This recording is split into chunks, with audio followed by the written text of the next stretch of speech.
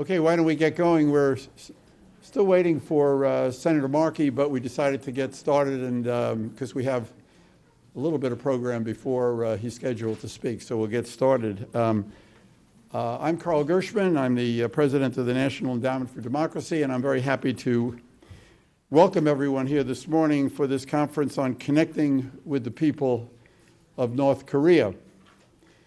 This conference is being held in conjunction with the NED's Democracy Award ceremony this evening that will honor 4 groups working on human rights in North Korea, whose leaders are with us this morning. And they are Sung-Ju Lee and Bum-Jin Park from the Citizens Alliance, which is really the group that really first put the issue of human rights in North Korea on the international agenda. And then there's Seong-ho and Siwoo Choi from NOW, which is one of the leading defector NGOs in working on human rights in North Korea. And then there's Hubert Youngwon Lee and Seok Oh from the Transitional Justice Working Group, which is preparing for a future process of transitional justice in North Korea. And finally, we have Kwang-Baek Lee and Sang-Young Lee from the Unification Media, which has broken the information blockade against the North Korean people that has been imposed by Pyongyang. As I think everyone knows and understands, when we scheduled this conference and the award ceremony this evening, we had no idea that these events would be so timely, taking place as they are the day after yesterday's summit. NED's objectives in supporting these and other grantees working to advance human rights in North Korea remain the same the day after the Singapore summit as they were before, though indeed they've taken on a new importance in today's altered political context. These objectives are to end the isolation of the people of North Korea and to connect them with the outside world, to empower them with information and knowledge about democracy and the rule of law, to make policymakers, journalists, and the broad public and the world at large aware of their terrible suffering, which continues undiminished to this day, and to begin to lay the foundation for the process of transitional justice and accountability for the human rights crimes that have been committed by the North Korean regime, a process that will surely come at some point in the future. We need to be very clear that there can be no real peace on the Korean Peninsula so long as North Korea remains a closed totalitarian state.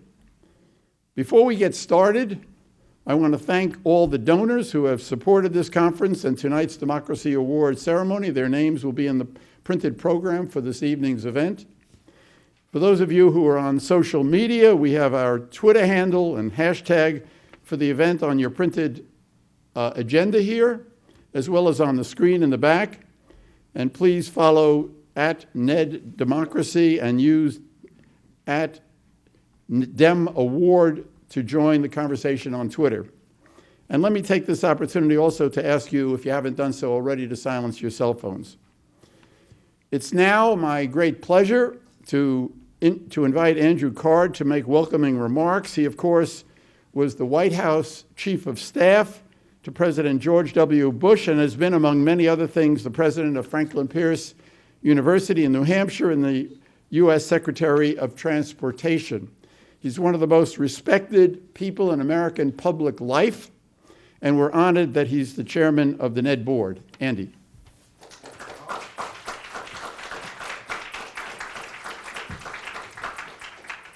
Well, thank you, Carl. That was a very generous introduction. I am not worthy, but Senator Markey is, and we're glad to be with him. I welcome you to the National Endowment for Democracy. I'm the new chair of NED. All of you should be a little afraid, but I'm here to follow through on what President Reagan did when he helped to create NED. And I'm excited to share this experience of being at this particular conference with you because we've got a lot to learn. We have some wonderful panelists who are going to educate us about a country that is in the news this week And this is an important discussion for us to have because we represent the conscience of democracy, and there are many who are fighting for that conscience around the world, and that's what we'll be doing. But in the long term, we know that we want to address all problems around the world, and I do compliment our president for giving us an aspirational document that also tries to address a particular challenge of making sure that a nuclear in North Korea and a response to that would be something that would not cause damage to the world and to humanity. President Reagan appealed to the world and to British lawmakers in a very famous speech at Westminster. It was on June 8th, 1982.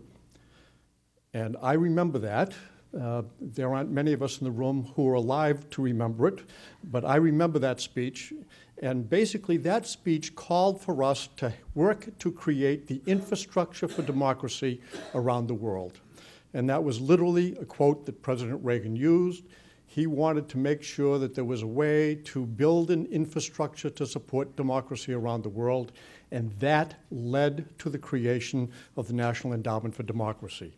So we foster the development of an infrastructure to support democracy, which means labor unions, freedom of the press, the right to assemble, the right to express your views, to stand up and build governments that are for the people and of the people and by the people, rather than just run by oligarchs or autocracies or fiefdoms, and that's what we try to do. As President Reagan said, our military strength is a prerequisite for peace. But let it be clear, we maintain the strength in the hope it will never be used. For the ultimate determinant in the struggle that now goes on around the world will not be bombs and rockets, but a test of wills and ideas, a trial of spiritual resolve and the values we hold, the beliefs we cherish, the ideals to which we are dedicated.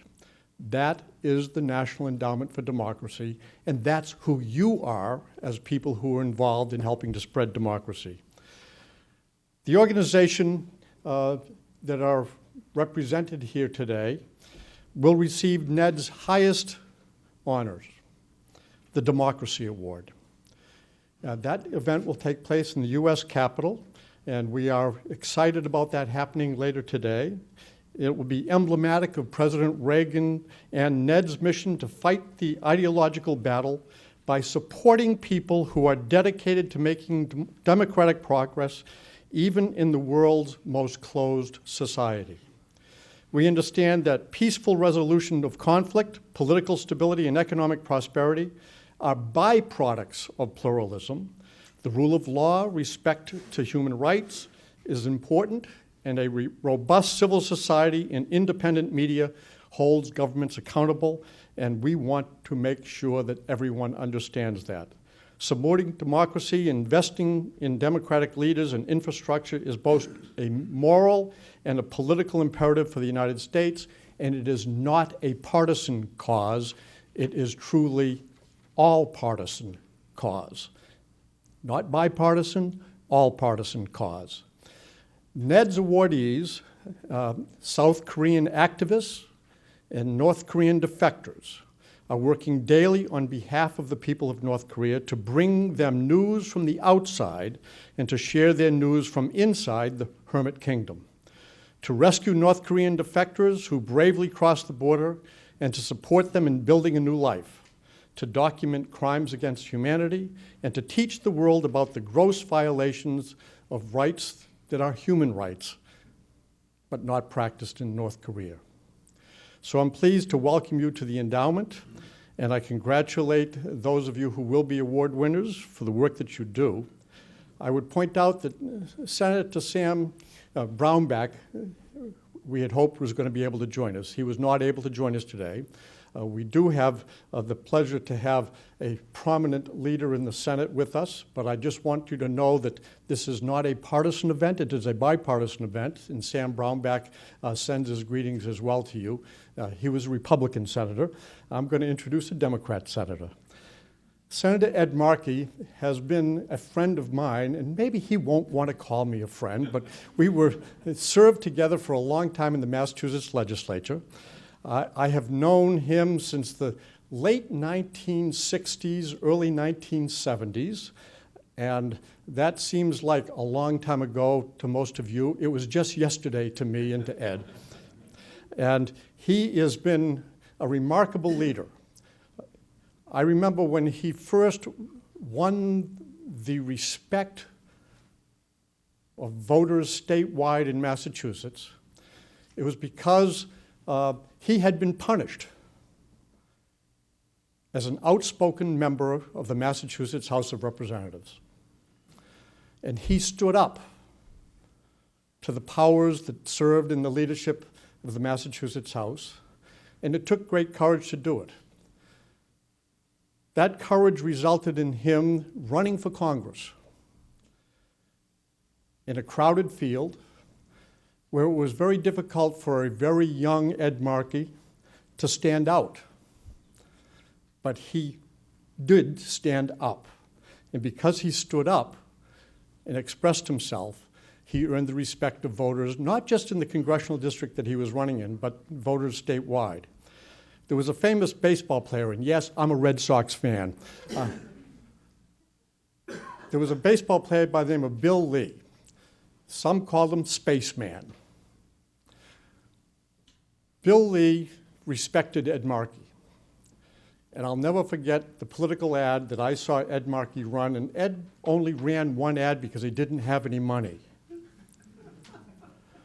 But this was an ad of Bill Lee walking down a dark corridor in the Massachusetts State House to a camera, and when he came into view, Bill Lee was wearing his baseball hat with the B on it, and he came to a desk because Ed Markey's desk had been removed from the committee he served on and had been put in a corridor because he crossed with the leadership of the Massachusetts House.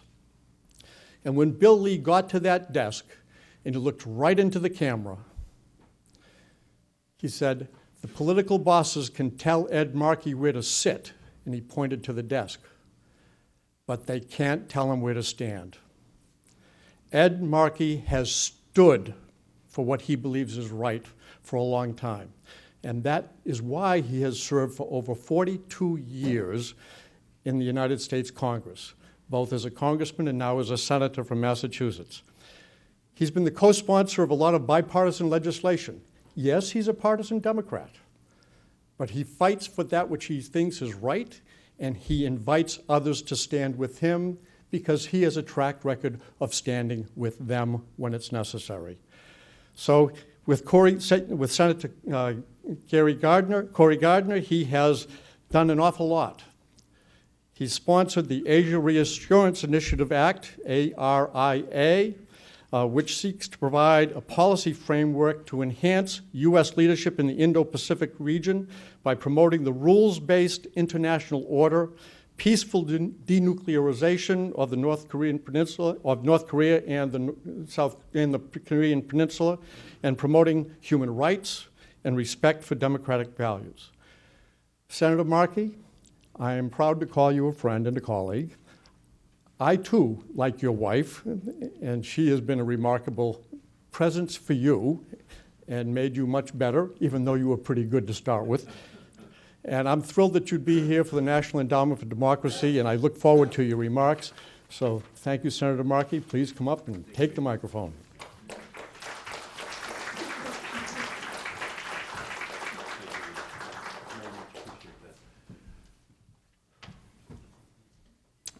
So thank you, Andy, and we thank all of you who are here, whose goal is to advance democracy on a bipartisan, nonpartisan, multi-partisan basis, as Andy was saying.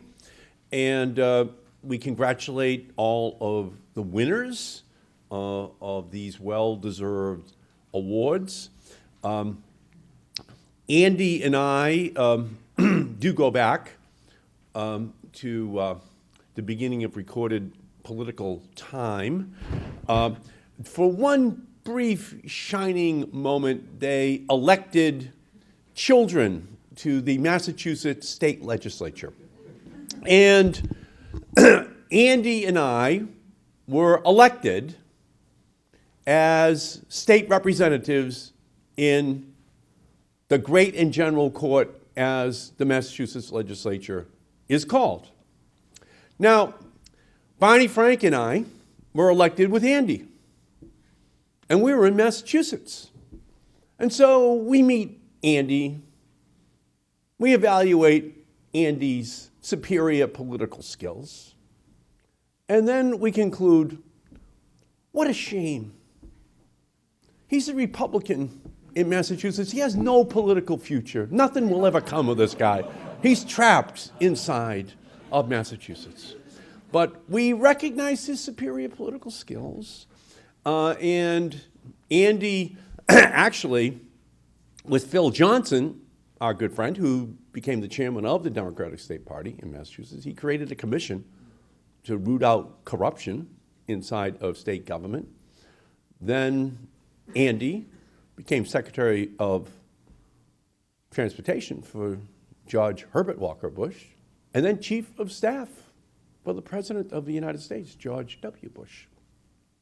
And so Andy's career has been something that has made us very proud to have known him since we were just children, just young boys starting out. As I can look out here, many of you will be as well, as you look back at these young people who you are meeting, who are dedicating their lives to trying to make the world a better place.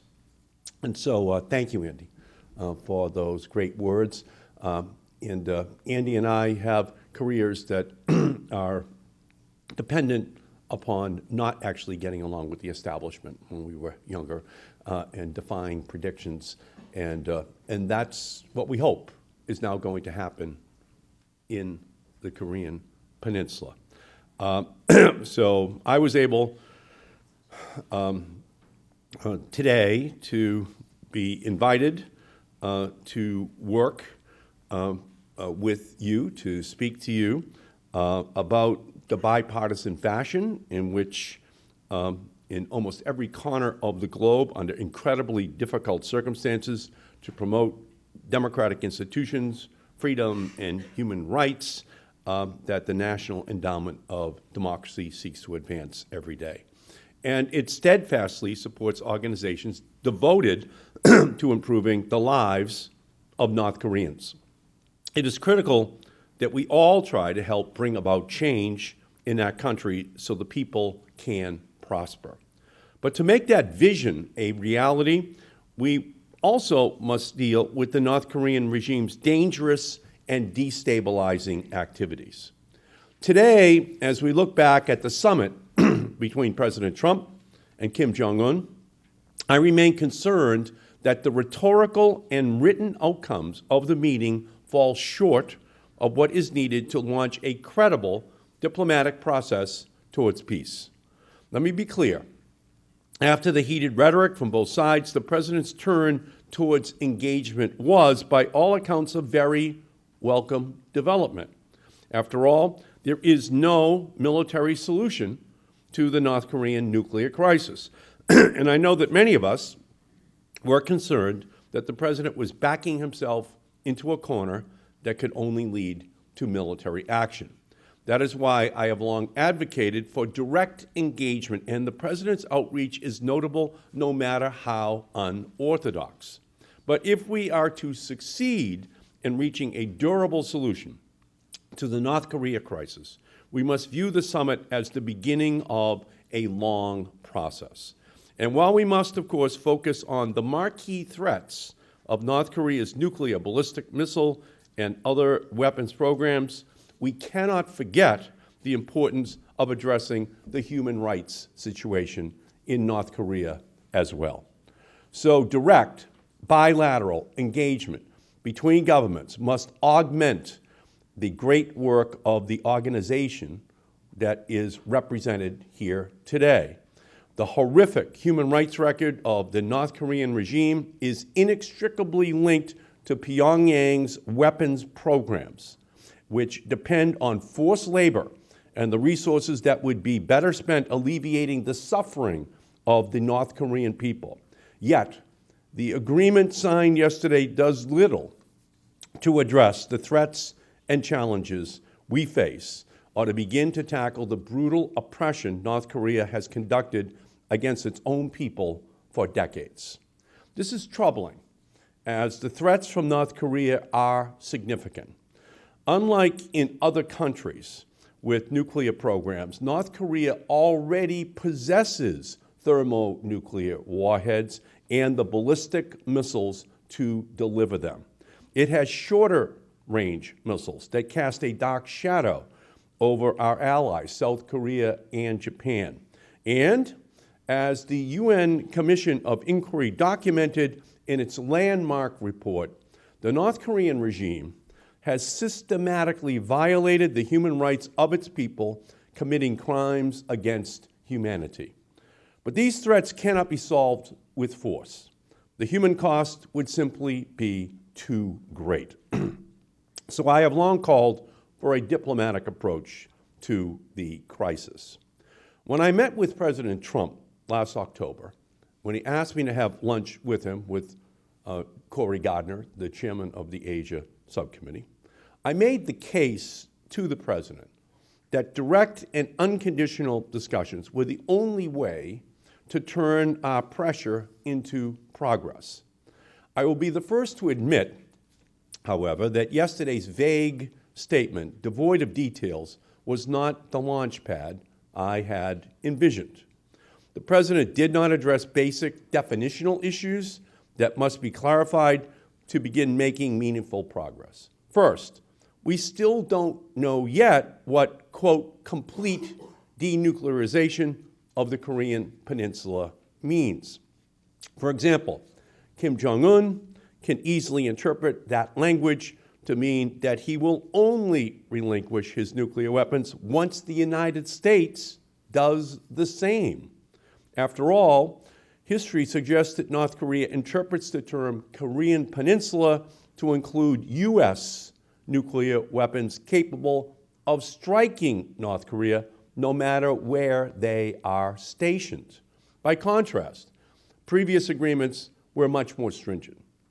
As you are all aware, the 1992 joint declaration between North and South Korea, for example, included conditions such as, quote, and this is with President George Herbert Walker Bush, quote, South and North Korea shall not test, manufacture, produce, receive, possess, store, deploy, or use nuclear weapons, and South and North Korea shall not possess nuclear reprocessing and uranium enrichment facilities.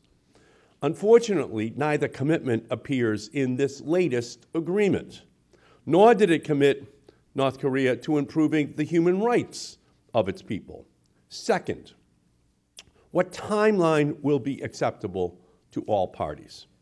Denuclearization, however, defined, simply cannot be solved overnight. And all parties appear to have differing expectations regarding the timeline for sanctions relief. What milestones must North Korea first reach? After all, we have not been applying pressure to North Korea for the sake of pressure. Our sanctions are meant not only to degrade North Korea's ability to threaten the United States and the region with its weapons, but also to compel North Korea to engage in meaningful negotiations that lead to peaceful denuclearization. Additionally, the international community, including the United States, has imposed human rights-related sanctions which should remain in place until there is genuine improvement in the human rights situation on the ground in North Korea. As it appears that the administration was unable to convince North Korea to adopt tougher, more detailed commitments, I hope that it is clear to the President that it is too early to remove the pressure. North Korea has not yet felt the economic pressure necessary to compel it to accept our definition of denuclearization and the detailed commitments that come with it. And relaxing human rights-related sanctions absent meaningful progress by the regime would remove important levers and could lead to greater repression. Third, assuming we can reach agreement on the definition of denuclearization, and we can agree how to sequence tangible concessions with sanctions relief, how will we conduct a credible verification regime? Verifying the North Korea concessions will not actually be an easy thing to do. So we have to ensure that we have verified that they have truly abandoned their weapons program, and that will become an unprecedented challenge for our country. North Korea must relinquish or destroy the warheads themselves, as well as the facilities it uses to manufacture weapons-grade nuclear materials and related components. And we must ensure that the regime has not stashed extra warheads deep in secluded bunkers or mountain hideaways safe from the prying eyes of weapons inspectors. And similarly, the lack of access in North Korea means verifying real improvement in the human rights situation will be equally difficult to achieve.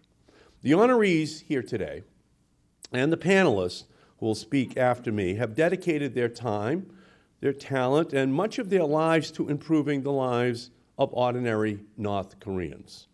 I know that many here will talk about the work of the four honoree organizations, and so I won't delve into too much detail, but I want to note how the work of these organizations can help address the North Korean human rights situation. One, provide real, uncensored information to North Koreans about the nature of the North Korean regime so that the people can hold their leaders accountable. The Unification Media Group is doing just this by way of shortwave radio. These open broadcasts provide North Koreans uncensored news about North Korea, South Korea, and the rest of the world. Number two, prepare North Koreans to reintegrate into the global community. After living in a closed society, many North Koreans struggle to determine their own destinies. Now, Action in Unity for Human Rights is bringing together North Korean youth defectors with South Korean counterparts to help prepare North Koreans to successfully integrate into South Korean society.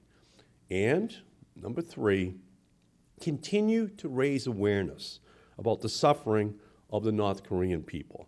Citizens Alliance for North Korean Human Rights is here today because of the significant role it has played in raising awareness of the human rights situation in North Korea, including efforts that led to the UN Commission of Inquiry and the Transitional Justice Working Group builds on the incredible work of the COI by documenting and mapping the crimes against humanity committed by the North Korean regime.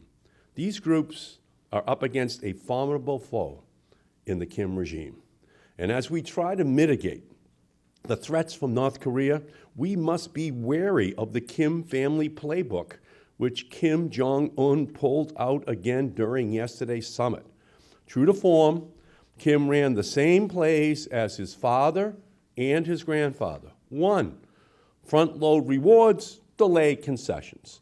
Kim appears to have secured a commitment from the United States to curtail joint military exercises and the advocacy of China's foreign ministry in supporting the loosening of sanctions on North Korea, all despite the lack of any tangible evidence of denuclearization.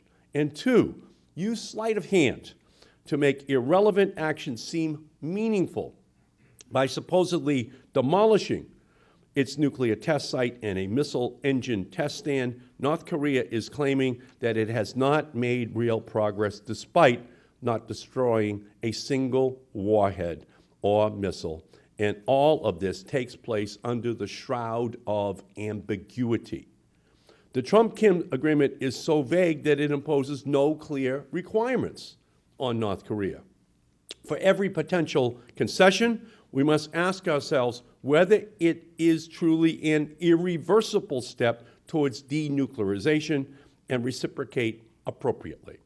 We must also keep the pressure focused on areas such as human rights where there has been little or no meaningful progress. Most of us agree on what North Korea needs to do. The trick is figuring out how to get there. We must stay focused on the security situation, but not at the expense of the human rights agenda. So to successfully navigate the hazards, we must follow these principles. Number one, do not sell out our allies. We must not allow North Korea to believe that the alliance framework, which has served as the foundation for regional peace and security, is anything other than unshakable. Unfortunately, South Korea seemed to be caught off guard by President Trump's announcement on military exercises. And as the honorees today demonstrate, few understand the challenges faced by average North Koreans better than the South Korean organizations working closely with defector populations. Two, do not prematurely release the pressure valve. China, North Korea's chief enabler, already is easing pressure on its neighbor. North Korean goods already are becoming more abundant in China despite being banned by United Nations Security Council resolutions. And that was before the Chinese Foreign Ministry suggested easing the pressure on North Korea yesterday. Just as sanctions play an integral role in encouraging North Korea to meaningfully engage in the negotiating table, they have similarly played a critical role in encouraging the regime to confront the human rights situation within its borders.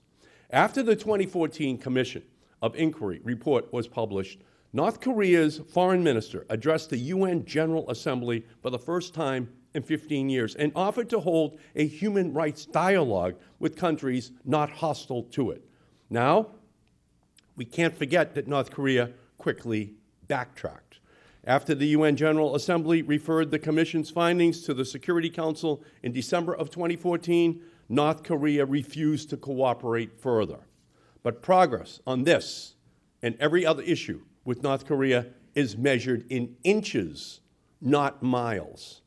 And third, focus on the threat at hand, but not at the expense of human rights. North Korea's nuclear warheads and other dangerous weapons and their delivery systems are threats that require immediate action. But we cannot forget the unacceptable human rights situation facing the North Korean people. Kim Jong Un's growing ability to hold the U.S. homeland at risk is, after all, the driving factor in the escalating crisis. But the suffering of the North Korean people is inextricably linked to North Korea's nuclear and ballistic missile program. And fourth, build American diplomatic capability and infrastructure. Diplomacy is a team sport, and no matter what commitments leaders make, it is only through a well-staffed and resourced professional diplomatic corps that it becomes a reality. The State Department must have the resources it needs to conduct foreign policy, which should include a robust discussion of the need to alleviate the suffering of the North Korean people. And finally, come to Congress. To achieve a lasting solution to the crisis, the Trump administration must work with Congress to shape the contours of any future deal. And any final agreement should take the form of a treaty to be ratified by the United States Senate so as to increase its shelf life. And should talks collapse, we must impress upon the administration that a preventative attack will not be justified. There may be a military option, but there is no military solution to the North Korean nuclear threat. It would become catastrophic very quickly if a war ever broke out on the Korean Peninsula. So we need to avoid that outcome at all costs. We should be ready with additional measures to further increase economic pressure on the Kim regime should there fail to be meaningful progress. After all, we have an obligation to American families, to our allies, and to the region to say unequivocally that we did everything in our power to curb North Korea's dangerous behavior without resorting to conflict. So again, we thank Ned for everything which it does on a daily basis. I congratulate all of the honorees for their well-deserved rewards for their work in the past in anticipation of all of the great work you now are going to do in the future. And it has been my great honor to be here and to be here once again with my great friend, Andy Card. Thank you all so much for having me.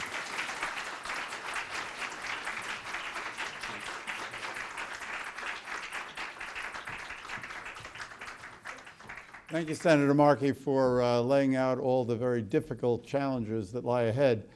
We're running a little bit late, but we have time. Maybe we'll adjust the schedule accordingly. I now want to call upon the members of the first panel to take the chairs up here. Roberta Cohen, Jung Pak, Mike Green, and Ambassador Mark Lippert. Come on up and we'll get started. I want to note that Ambassador Lippert may have to leave a little bit early. He told us that. He'll go first. And also I want to note that Roberta Cohen is the former co-chair of the Committee for Human Rights in North Korea.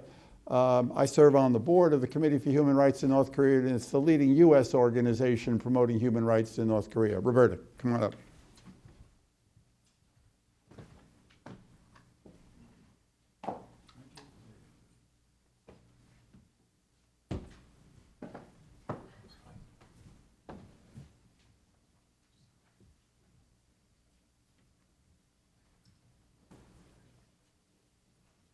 Post-summit, good morning to everyone. I'm Roberta Cohen. I didn't do what I was supposed to do. How you doing? A post-summit, good morning to everyone.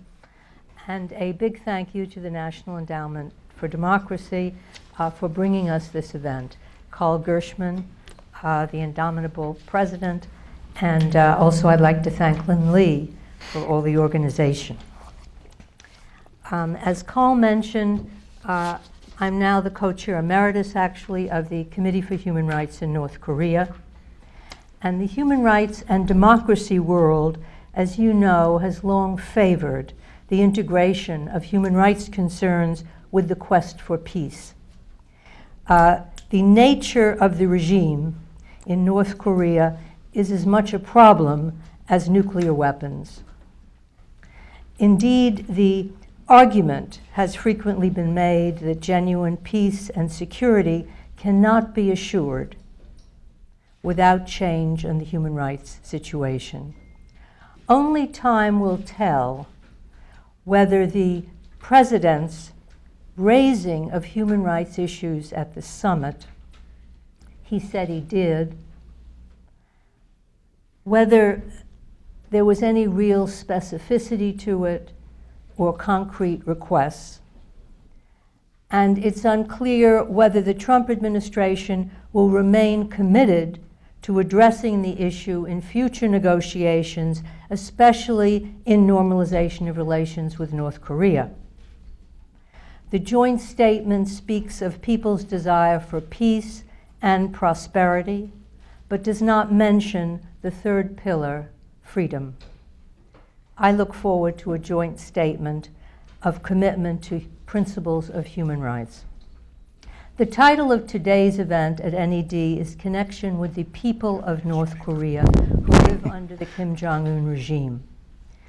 We must recognize that the nature of the regime has strong bearing on many of the issues that will be spoken about today. Denuclearization, the question of trustworthiness, verification, access, security issues, the moral dilemma of protecting the Kim regime, normalization of relations, how U.S. law, as Senator Markey mentioned, lifts sanctions only when human rights improvements can be made, economic aid, requiring access, standards, rule of law, movement of people, information, and ideas. This raises the question of internet access, of safe travel for Americans. Humanitarian aid speaks to access to the most vulnerable without diversions and monitoring. The nature of the regime will have impact on the resolution of all of these issues. The U.S. cannot really have a normal relationship with a country with practices like North Korea. We have a star-studded expert panel today to discuss the North Korean situation. And because Ambassador Lippert has to leave at an early time, I'm going to call on him first to look at the question of prosperity. Ambassador Lippert, I think, is well known to everyone. He was a very well-liked U.S. ambassador to South Korea during the Obama administration, and he served as Chief of Staff to the Secretary of Defense, as Assistant Secretary of Defense for Asian and Pacific Security Affairs, and Chief of Staff at the NSC. He's President and Vice President of Boeing International. Mark, a few questions for you about what prosperity will mean for North Korea.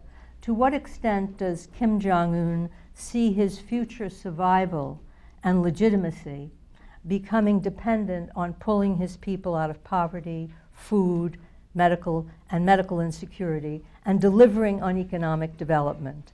President Trump has spoken of South Korean, Chinese, and Japanese economic support as if that will help set military development aside. What are the challenges for foreign economic involvement, given the nature of North Korea's economic system, treatment of workers, corruption in the markets, absence of the rule of law? What changes will be needed to make this successful? Will Kim Jong Un consider such changes a threat to his survival? Well, thanks for the question, and thanks for allowing me to go first. I just have to run a little bit early, and apologies for that. It really is a great honor to be here. Fantastic speech by Senator Markey to kick it off, and of course, Mr. Card, as always, well done on the introduction. I'm not from Boston, but my wife is from Vermont, so we we consider that proximate and sort of the Flatlander state as well. But in all seriousness, you know, I got my start on in Washington working for Senator Leahy on Capitol Hill, where we obviously work hard to fund NED and, you know, engage on human rights issues. So this is a subject near and dear to my heart. On the economic front, what I would say is a couple of things. First, there is no doubt that Kim Jong Un is focused on a range of economic issues.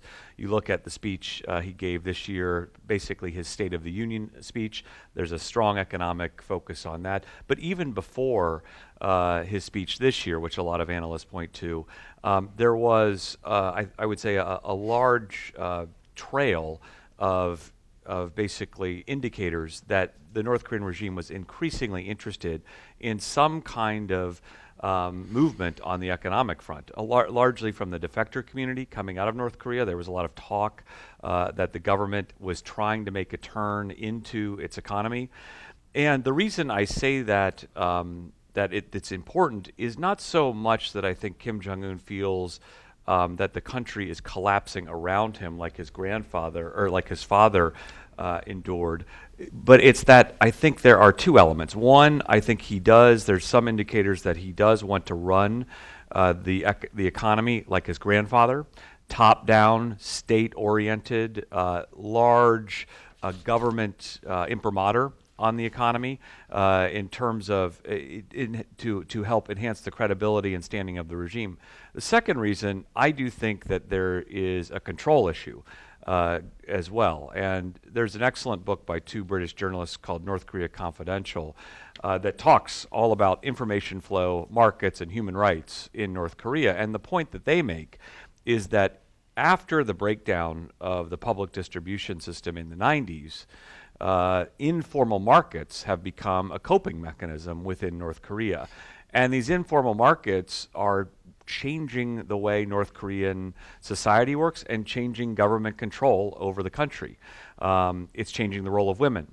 It's increasing, in some ways, corruption. It's undermining, the state's authority because now, in certain instances, you're able to essentially pay your way out of small criminal acts, so on and so forth.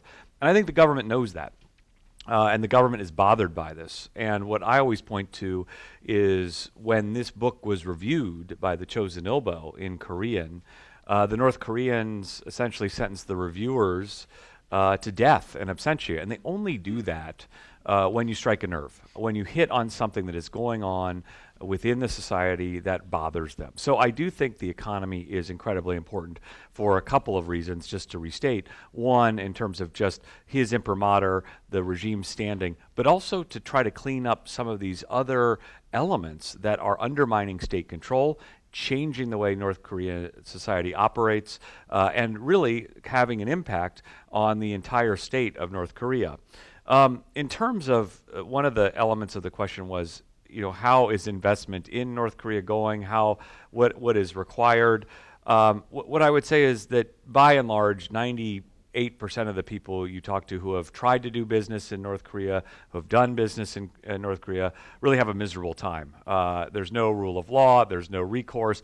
Chinese investors routinely report this. There are famous cases littered about the North Korean sort of landscape, the Volvo case being probably the most famous. But basically the business environment is terrible. And there are a lot of things that the North Koreans are going to have to do to basically fundamentally alter this state of affairs to make it a more attractive place for investment.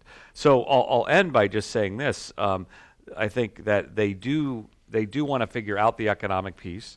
Sanctions make it harder, not easier, for the North Koreans to accumulate the hard currency that they need to help facilitate and smooth a turn into the economy. I think it's precisely why I agree with Senator Markey's comments that we need to hold the sanctions on as long as possible in order to essentially extract maximum concessions, because I do think the sanctions are not just related to the nuclear missile program, they're also related to control over the economy and the economic situation at writ large that I think is near and dear to the North Korean regime's standing and focus. So to conclude, I would just say there are some models that the North Koreans are looking at. There's evidence that they're looking obviously at the Chinese model. There's some evidence they're poking around the Vietnamese model. There's some evidence they're poking around at the Cuban model. But I think at this point they really haven't figured out where they want to go, how fast they want to go, or how to do this.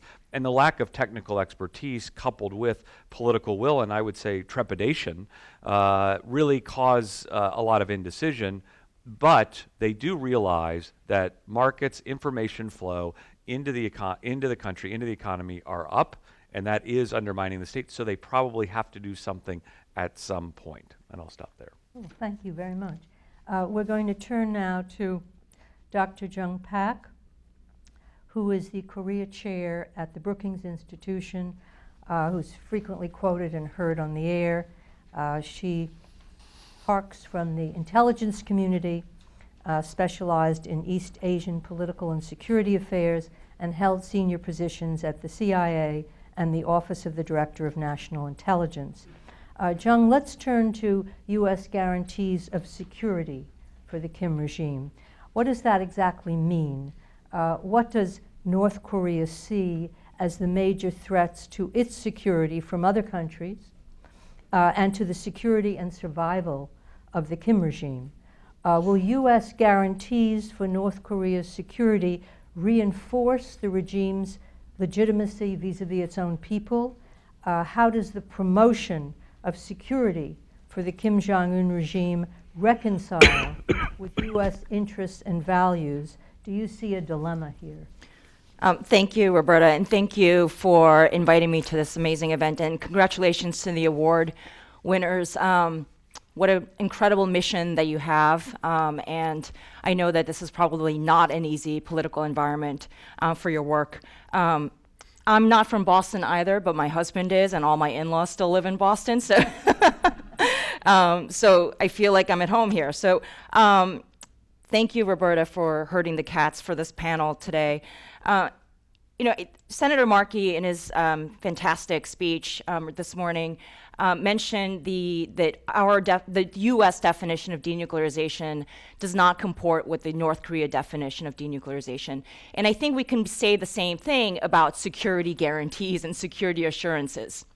Our definition, or at least the Trump administration's definition of what security guarantees are, I think are not the same as what the North Koreans are thinking. In many ways, not totally true across the board, but I'll explain. Secretary of State Pompeo has talked about how we can guarantee their security and that we can convince the North Koreans that they can have security only without nuclear weapons, that their future does not depend on nuclear weapons. So what would replace those nuclear weapons? The Trump administration has been talking about economic development, and that's to play off the leverage that the administration perceives on, as Mark Lippert mentioned, on this desire to develop the economy. But their desire to develop the economy and our thoughts about what developing the economy are completely different. The Secretary of State has talked about a strong, connected, prosperous North Korea that is integrated into the community of nations. The strange 4-minute video that the president showed Kim Jong Un conveyed similar things.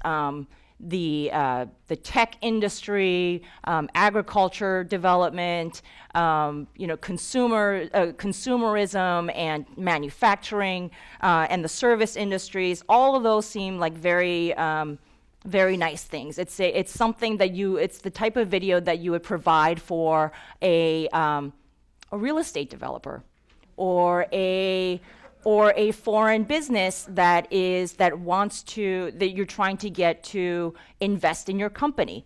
But for North Korea, it's offensive from my perspective. From North Korea's perspective, I think it would be seen as offensive and as threatening. In that same video, it points to the two choices that Kim Jong Un has. You can have this amazing prosperity with white horses galloping through the beaches of Wonsan, or this tech industry, or healthy babies and prosperous farmers. There's that choice, but the other choice is, as the film in the video starts to crackle and burn, is destruction. So you have this connected, wonderful video, prosperous country versus destruction. But the definition that the administration is going for in this prosperity integration is exactly what North Korea does not want. They don't want integration. They don't want American imperialists and capitalists running around their country. They don't even want the Chinese the Chinese running around, their Chinese businesses running around in their country. President Trump continues to advance the idea that Kim can run his country.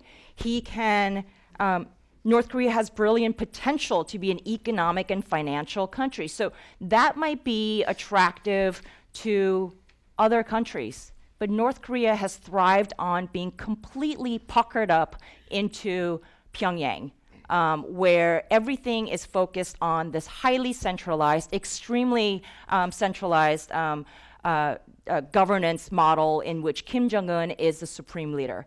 And when Kim Jong Un is the supreme leader, and when you have this cult of personality, it is antithetical to human rights and to opening up in this community of nations.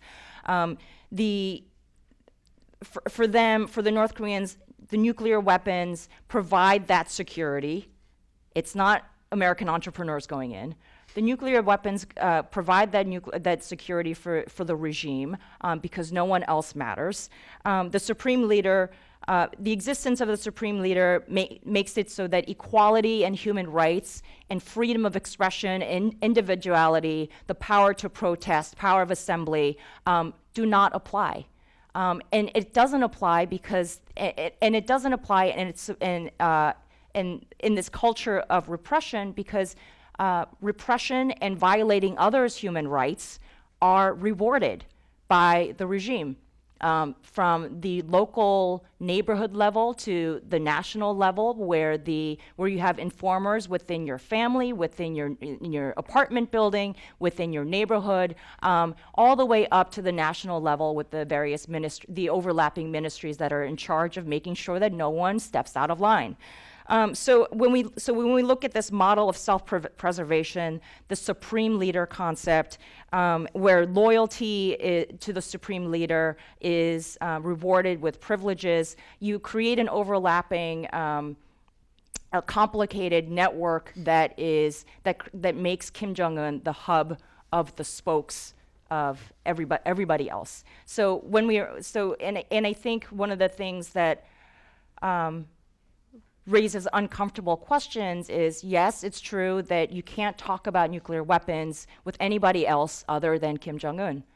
But then if you're talking just with Kim Jong Un and advancing this personalist politics, I think what happens is that you start to reinforce that personalist politics and the supreme leader concept. And what I find unfortunate and concerning is the divorcing of human rights and divorcing of of that governance model from the nuclear threat, because I think they're inextricably linked, and that we can't have one without the other. So I'll stop there. Thank you very much. Our last but not least, by any means, speaker is Michael Green, Dr. Michael Green, who's the Senior Vice President for Asia and the Japan Chair at the Center for Strategic and International Studies, CSIS.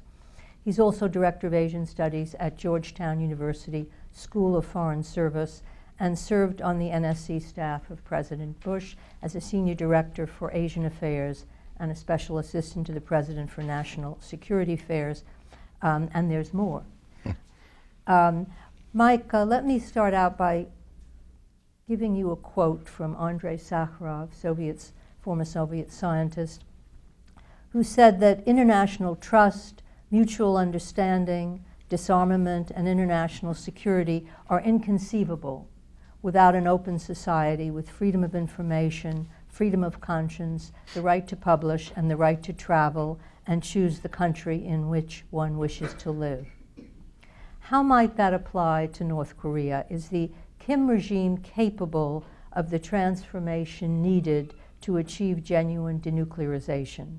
Can one expect sufficient transparency, verification, and access? How should the U.S. best encourage such transformation? Should denuclearization be discussed in a broader framework in future, like a Helsinki-type process?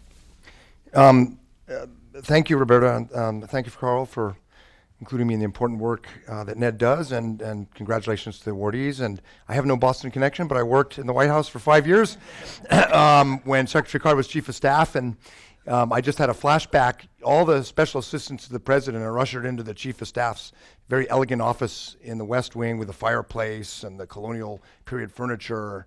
And I sat down very excited, expecting Secretary Carter to give me inspirational words about service and country. But he looked at me and he said, "Everybody makes a mistake. You're going to make a mistake." And he said, "If you can eat crow, it tastes better early. So when you make your mistake, tell me." And then I came out of the room and I asked my boss, Connie Rice, and I said, does everyone get that talk, or was that just me? And she said, "That was just you." One of the other things Secretary Card said, and Ms. Secretary, you ought to publish these because they're really outstanding and really timeless guidelines for managing an organization, a high stress, high power, important organization efficiently. But one of the other things Secretary Card said to me, and I assume all special assistants to the president, was there's never a case where you want to see the president, but if you need to see the president, we'll hear you out. One of those early cases for me was when Kang Chol-hwan, the author of Aquariums of Pyongyang, came to Washington, and President Bush had read his book and was very moved by it. And so I was asked to meet Kang Chol-hwan, spent several hours with him, and I came in and I said, this is someone the president needs to see. So Kang Chul-hwan and Mike Gerson, the speechwriter who's written very elegantly and eloquently about the North Korea human rights situation, and I went in to see President Bush for over an hour. I suspect that the secretary's timeline for the president's day did not include meeting for over an hour with us, but the president was just captivated by the human story Kang Chul-hwan told of being in a Yodak prison camp. But the most important thing that he said, that Mr. Kang said to the president, which answers your question, was, Mr. President, everyone's thinking, how do we get North Korea to give up their nuclear weapons? Would a security guarantee work from the U.S. because they're afraid of the U.S. Air Force? Or is it they're afraid of China, which they are, or afraid of South Korea? And Kang Chul-hwan said, the reason Kim Jong-il and now Kim Jong Un are pursuing nuclear weapons is because the greatest threat is their own people. And they need the nuclear weapons to ensure that the international community doesn't have the opportunity to open their society. And he said to the president, as long as we are narrowly focused on nuclear weapons, that is exactly what the North Korean regime wants, because they want to threaten the U.S. and Japan and South Korea, get us fixated on that issue, giving them guarantees that we won't criticize the regime.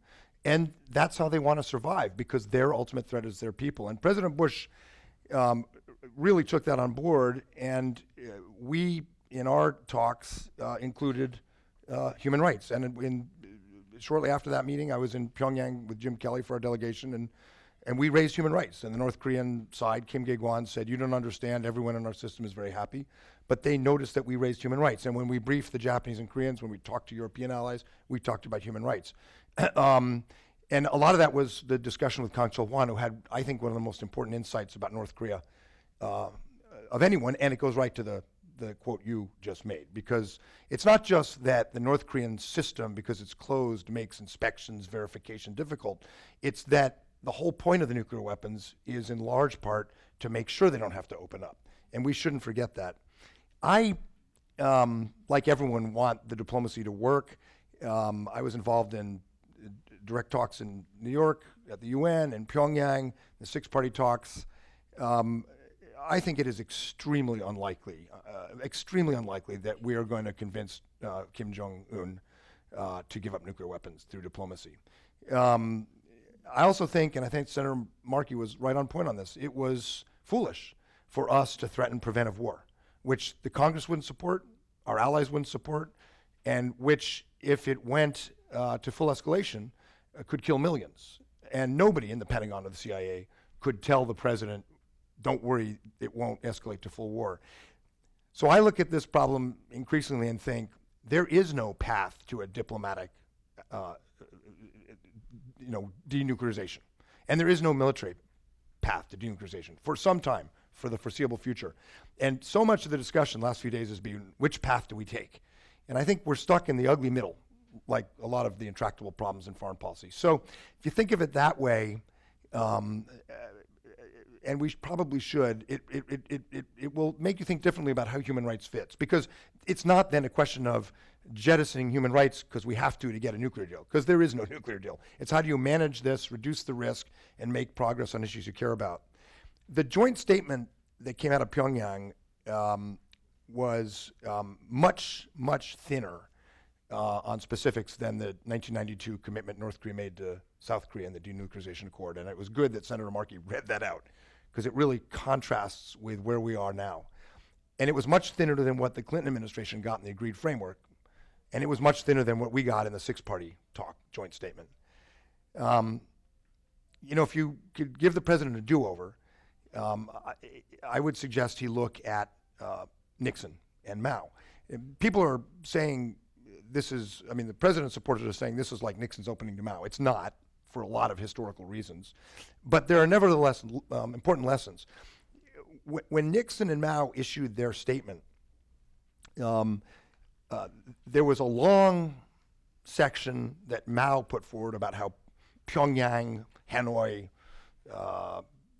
Beijing, and world communism would dominate, and we would all end up on the ash heap of history. And then President Nixon had a long statement about how we stand by our democratic values, market free market capitalism are allies, that Japan, South Korea, Taiwan are the systems that work. I mean, it was out there. It was very clear what we stood for. And then the last paragraph in the joint statement said, and the two leaders look forward to working towards normalization. And that is what President Trump should have done in this joint statement.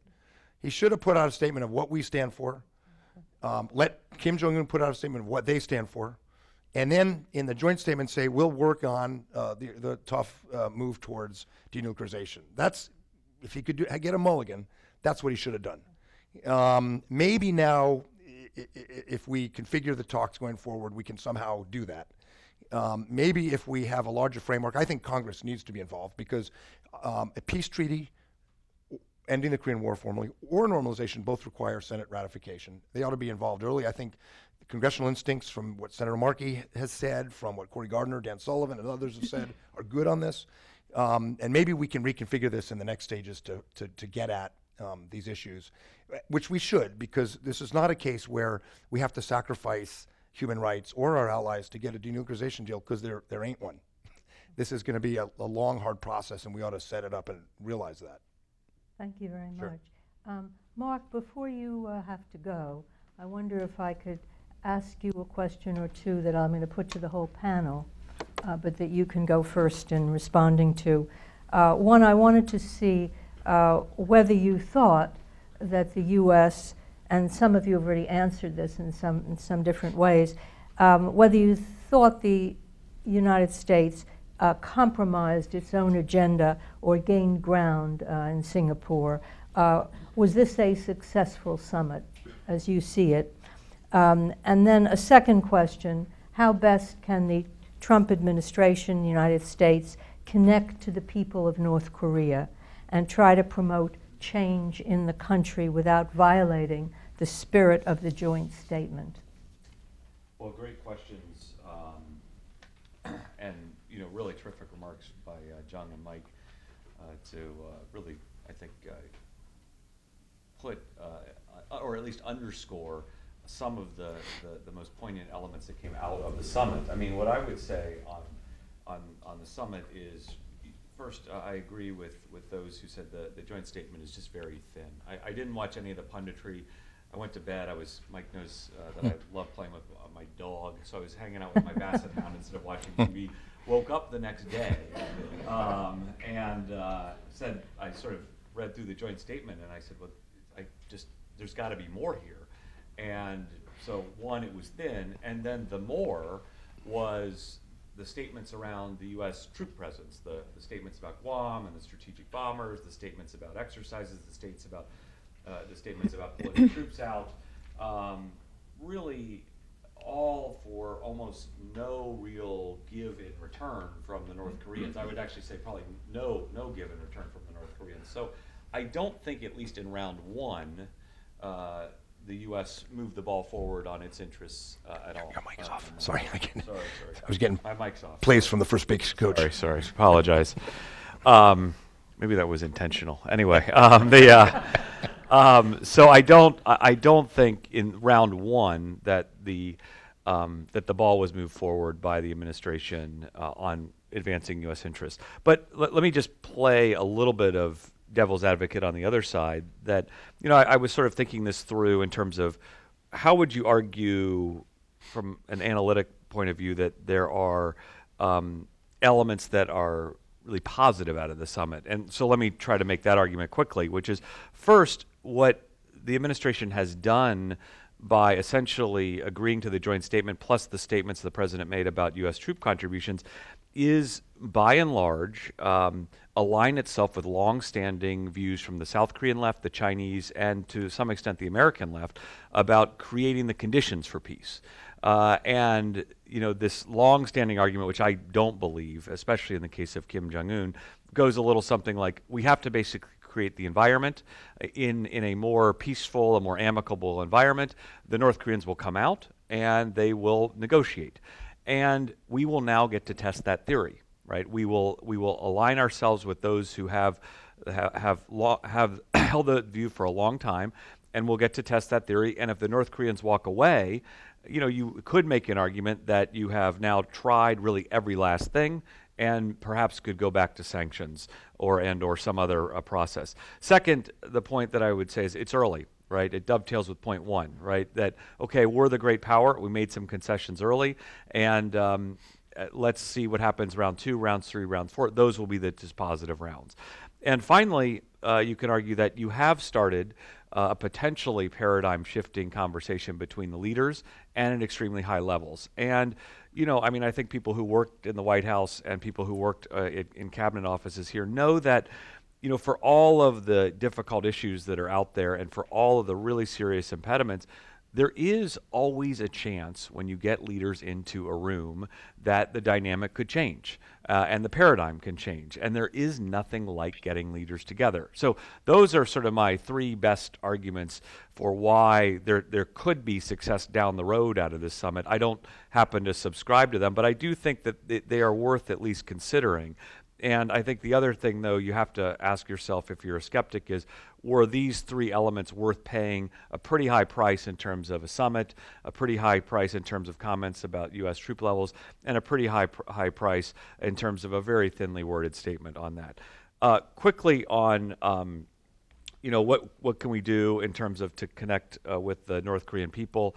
I just come back to my first comments. And I do believe, and I don't think the Obama administration did enough on this. I think I'm a big believer in information flow and these markets that you talk about, and to a lesser extent, really emphasizing the human rights. I think that the human rights debate is an important one, but it stands a little bit apart from the other 2 elements in terms of, I think, its impact internally on the regime, at least in terms of its immediacy. I think it's incredibly important and one that we absolutely have to fight for, and I don't want to back away from it at all. And I actually am proud of the Obama administration record on human rights in terms of ingraining it in the multilateral fiber, opening the UN office in Seoul, getting other NGOs out in Seoul, and I really am proud of that. But I do think to connect directly with the North Korean human people in the very near term, I think figuring out smart, effective policies, both from the United States and our allies, and to a lesser extent the Chinese, how do we get the market activity to increase? How do we get more information flow into North Korea? Because I do think that those have had a profound effect on the North Korean society and economy. And the one anecdotal example I always use is, around 2000, I think it was, the North Koreans finally dropped the propaganda point that Pyongyang was more developed in Seoul, because they just realized it wasn't sustainable among its people. So there are a whole litany of examples where the North Koreans have made adjustments. I think they realize that information is coming in, and that information is not always favorable to the regime. So anything we can do in those 2 areas especially, I think, really do have the potential for a profound impact over time. Appreciate very much you being on Can the I panel. can I add some of the good things to add to the Mark's list of good things that might have happened? I think Kim has to be very careful about hubris, about in the state media after the Singapore meeting, when Kim was strolling through the streets of Singapore, bright lights, beautiful buildings, stores, all the consumer trappings of luxury. That was plastered all over the state media the day after. He has elevated his wife as this fashion icon. So what he's doing there, and I think what engagement does, is that it gives him opportunities to showcase this. So there are criticisms about that, right? But the other side of it is that he might be flying too close to the sun and raising expectations about what he can offer to the North Koreans. Yes, his wife is beautifully dressed, and she's wearing the best. She carries the best bags.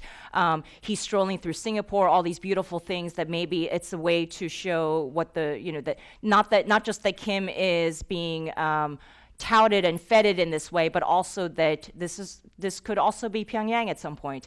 The danger of the rising expectations of a consumerist society, an increasingly consumerist society, contrasting that with the crushing weight of sanctions that could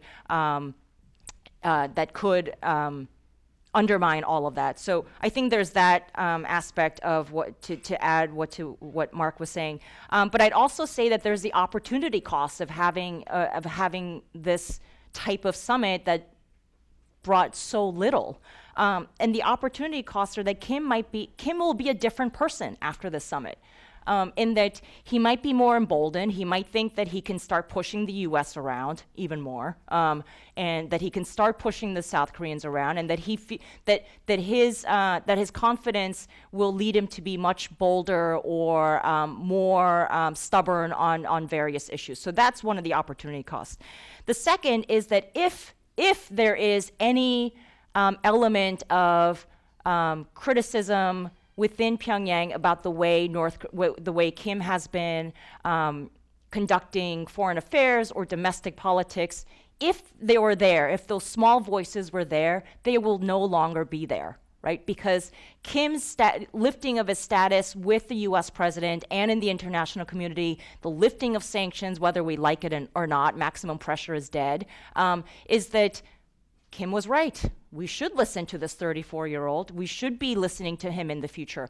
So combine Kim's increased confidence with the fact that whatever voices there might have been that might have constrained him, you create this person where you strengthen the supreme leader in that way. So I want to complicate that in terms of what's good, what might be good, and what might come out of the summit, but also the opportunity costs and the unintended consequences of the summit. When the North Korean people see splices of what happened at the summit, they may see pictures of President Trump speaking about how honorable and how honored he is to meet with Kim Jong Un. And they may also hear that he has learned how much Kim Jong Un loves his people. What kind of impact do you think that is felt in North Korea by any of those who see that on the air? I wonder what that conveys. But let me come back to Mike, too, about the summit, how you find it. And are there positives? Are there negatives and concerns? Does the work all begin now? And what does that exactly mean? And how do we reach the North Korean people then? So I'm tempted, this cynic in me is tempted, and so I will say, he's going to now embark, Kim Jong Un is now going to embark on a series of foreign trips that are well publicized in advance. So this significantly increases the chance of a coup d'etat. Here's a positive outcome for the cynics. I'm being a little facetious. That's not necessarily positive, by the way, because just to parenthetically note, chaos in North Korea is not good. Nuclear weapons, chemical and biological weapons, 1 million men under arms, and a criminal syndicate network. So I'm being a little facetious, just to be clear. Instability in the North is regime change, meaning this regime is gone, is something that is I think desirable for anyone who cares about freedom. But the transition is extremely dangerous. Just to make that side point. The positive spin you could put on this is that Kim Jong Un clearly enjoyed being on the world stage. He's going to continue enjoying it. And so I think at the margins, there's a prospect that he will not test missiles or nuclear weapons for a while. I wouldn't read too much into that because it's easily reversible, and any missile development program has its pauses for technical reasons. So we shouldn't read too much into it, but I do think he's now incentivized, in part because he's enjoying and reaping so much benefit from being on the world stage, to behave with respect to missiles and nuclear weapons, maybe in other categories as well, maybe with respect to his illicit and criminal activities, maybe even with respect to how he treats his people. The president was asked about this, as you saw, and said, the people in the Yodok camps are the big winners. Well, he can follow up on that. He can make sure it's an issue if he meant that. So, but that's at the margins. I don't think there's much more we're going to get than some improvement at the margins. But that may have been worth it. Except for, we're talking mostly about North Korea, prestige, the regime, whether or not we're going to get leverage in negotiations, all problematic. But another narrative came out of this summit that was not part of the NSC staff, State Department, Pentagon planning, but that the president introduced. And it's disturbing, and it's on a different chessboard. It's not the chessboard with North Korea about nuclear weapons and human rights. It's on the chessboard about the future of geopolitics in Asia and the influence of China and the durability and influence of our alliances with democratic partners. And on that chessboard, that second geopolitical chessboard, the president just handed Beijing and Moscow his knight and rook. He just handed them over for nothing, because unilaterally declaring that we will stop military exercises with our allies, and I can tell you with certainty the allies did not see that coming, says to the allies and to China, Russia, North Korea, that the president's willing to do this, to say things about fundamental security of our alliances and our security commitments without consulting with them. So that it is deeply unnerving. The Australian Foreign Minister, Julia Bishop, who's a great friend of the United States, said, well, it wasn't in the joint statement, so we're basically not going to treat it as policy. And I think she's throwing the ball back to Mattis and Pompeo to put that one back, and hoping that it was inaudible. But she also made the point, allies can decide what they need to do in terms of exercises for their security. So that precedent was not good. And then when the president threw out this audible about how he'd like to bring troops home, that is not the future you project when you're in the beginning of a negotiation where you have very little leverage and where you have this other chess game where the Chinese goal is to get us out of Asia. So, you should all, if you're interested in this larger geopolitical piece, look at a article in today's Washington Post, an op-ed by Bilahari Kausikan, who's a Singaporean diplomat, retired now, very thoughtful. And the Singaporeans measure these geopolitical things they don't care about human rights very much, but they measure the geopolitics very carefully. And he said, this is as significant as Nixon's opening to Mao, because this could lead us down the path where America retrenches and replaces our leading role with a multipolarity in Asia, where not only the US, China, Russia, and North Korea, but now Japan, South Korea have nuclear weapons, and that this means everyone checkmates each other so the U.S. can retrench, and maybe that's more stable. And he thinks that's what President Trump is trying to do, because, of course, the president said things like that in the campaign trail. I doubt that's what Secretary Mattis or others are planning, but that narrative is now out there, and it's not good for us or our allies. And I think we need to keep an eye on that, because that one has to get under control, or we'll have problems far beyond the North Korea problem. I'd like to turn to the audience for questions. And I just want to say one thing, though, with regard to the human rights element that's come up. And you mentioned U.S. retrenchment. Human rights is not just the United States telling the North Koreans that you are violating this or you are doing this, and you take a weapon and you bang them over the head with it. That is not. Human rights is what the United States stands for. The panel has made the point that who we are, what we stand for, needs to be conveyed in discussions with North Korea. It isn't something that should be hidden away. It's our history and it's our ideas. Human rights also encompasses a very broad range of issues that includes freedom of information, and that includes expression and religion, that includes freedom from arbitrary arrest and imprisonment. It's a very broad brush that also includes economic rights and the right to food and the right to a decent standard of living that a government should help to try to gain for its population. So when we think about human rights, let's not think of it in the narrowest way of shall we raise it. It's there. It encompasses all these issues in every way. It's very much part of the United States and what it is. So it can't just be put off in a corner. And that, I think, is how we should begin to recognize this. But let us go to questions in the audience. I did see some hands up before I began. Yes. could you stand up and just mention who you are? Oh, your minutes. Oh, okay. You can answer this.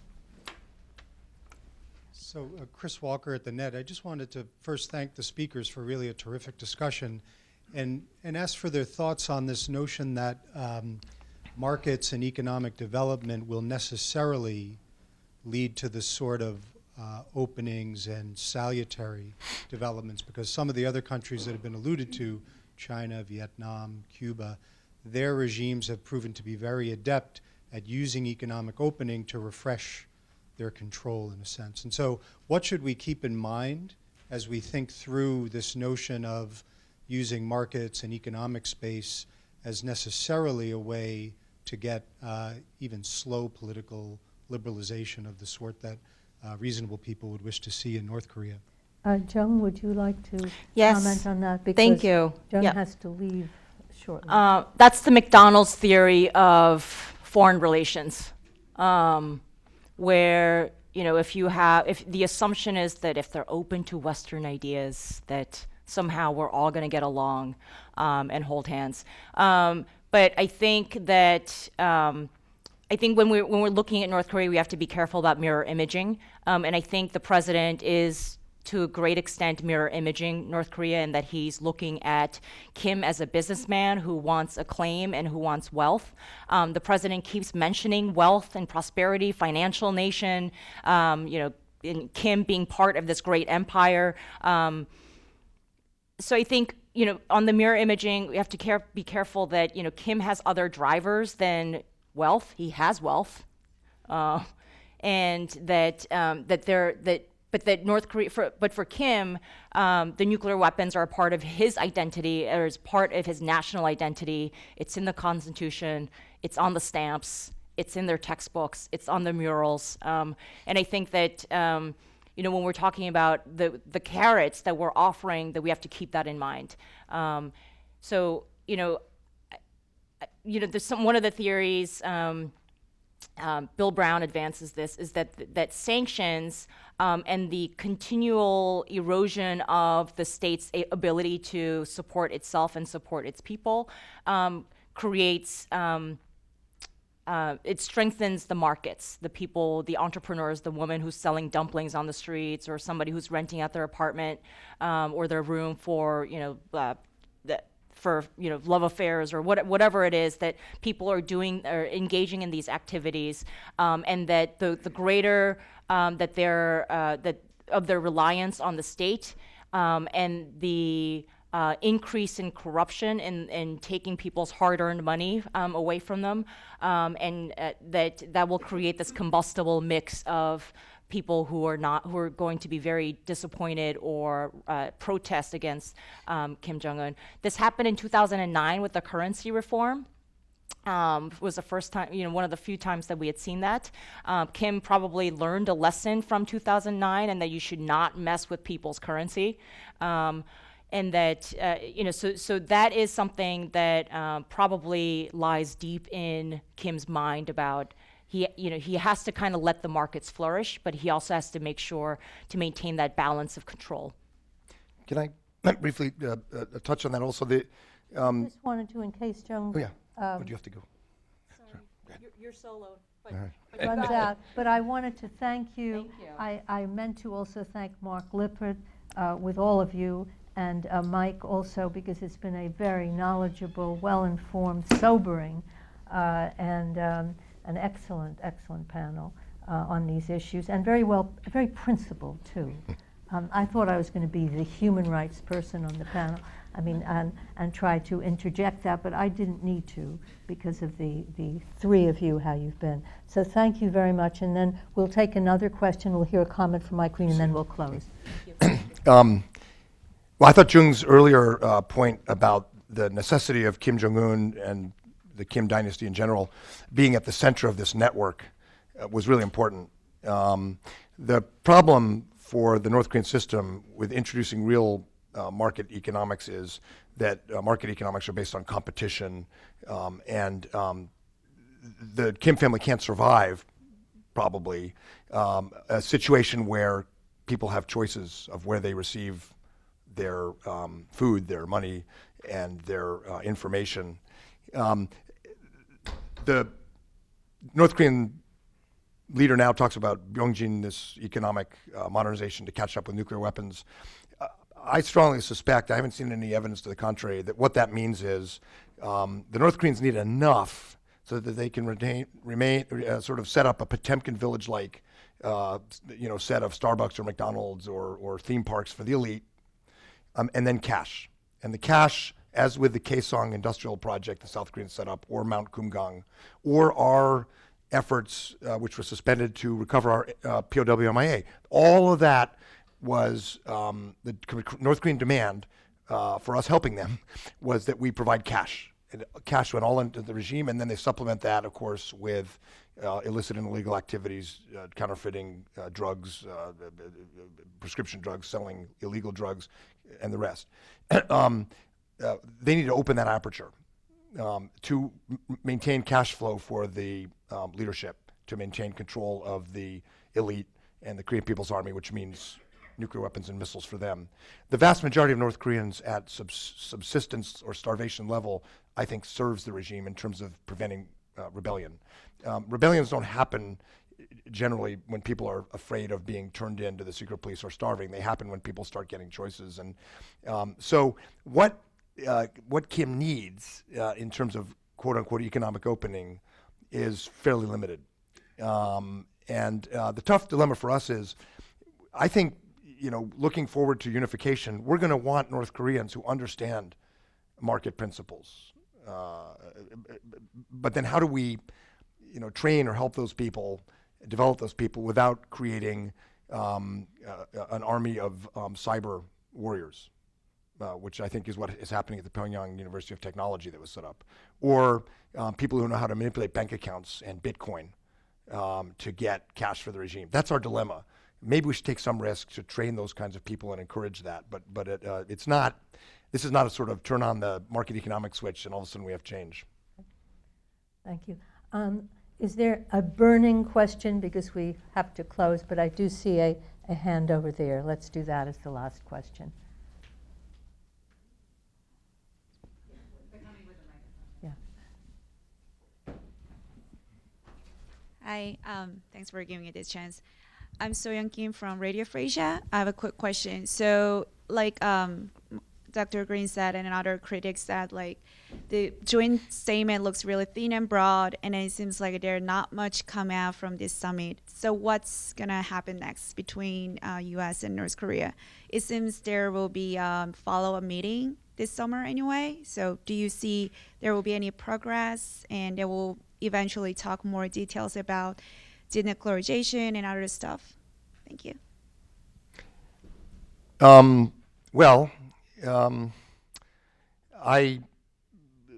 The best case scenario I can think of is that maybe Secretary Pompeo, who is a very capable guy, and there have been press reports that the administration doesn't have technical experts, and that's not true. They have very good technical experts.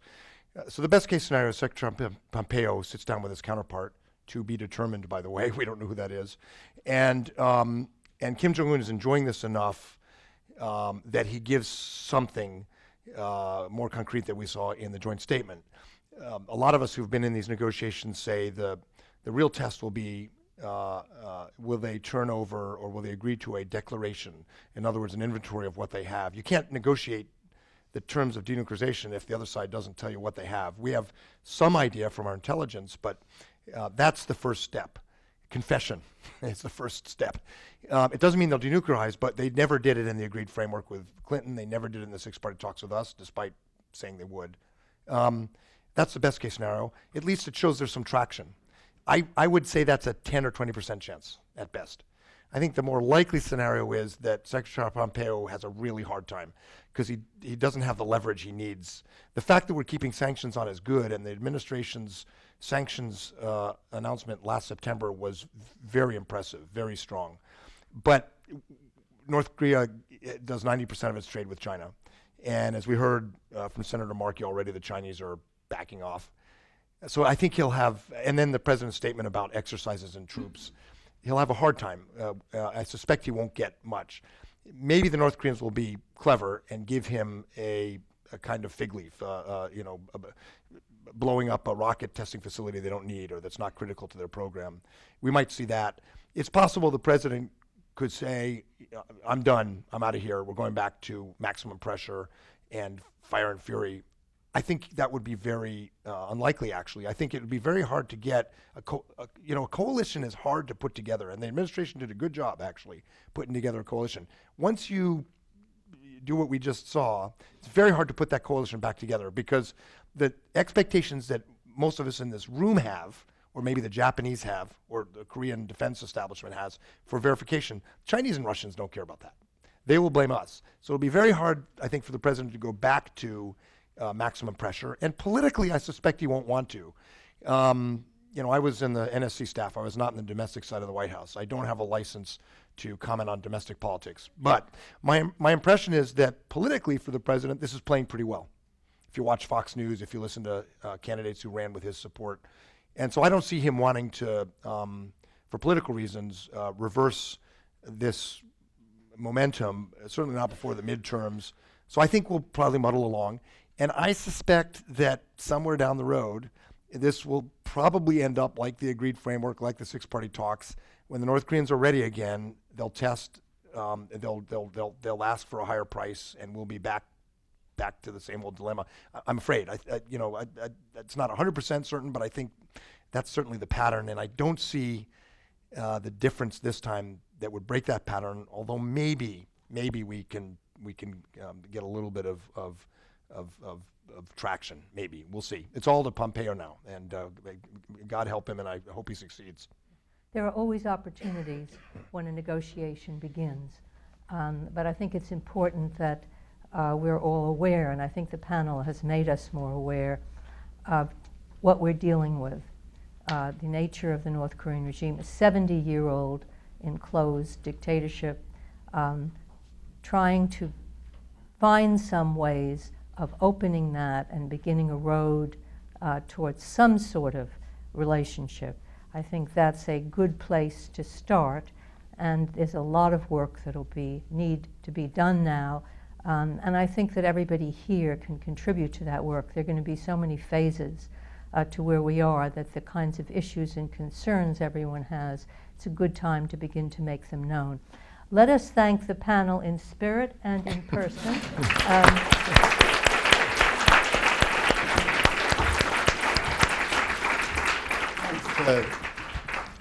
Thanks, Roberta and Mike, and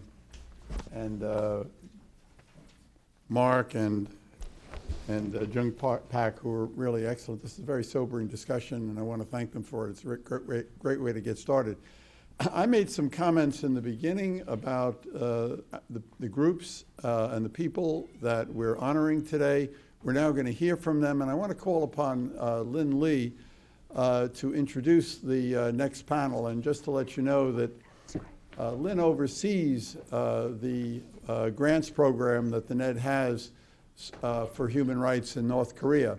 It's a very broad and impressive program. The grantees that we're honoring represent the categories of the work that we do. And Lynn, I want to invite you maybe to come up and to introduce them and to explain what those categories are.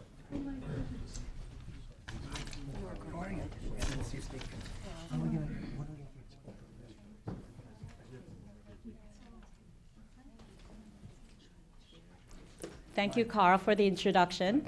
I guess as I'm introducing the panelists and the moderator, maybe the speakers can come to the stage with the microphone that Mike will provide for you. Thank you again for coming. Where is Roberta? I just want to say that what you said about the U.S. stands for, human rights is what U.S. stands for, and that's who we are.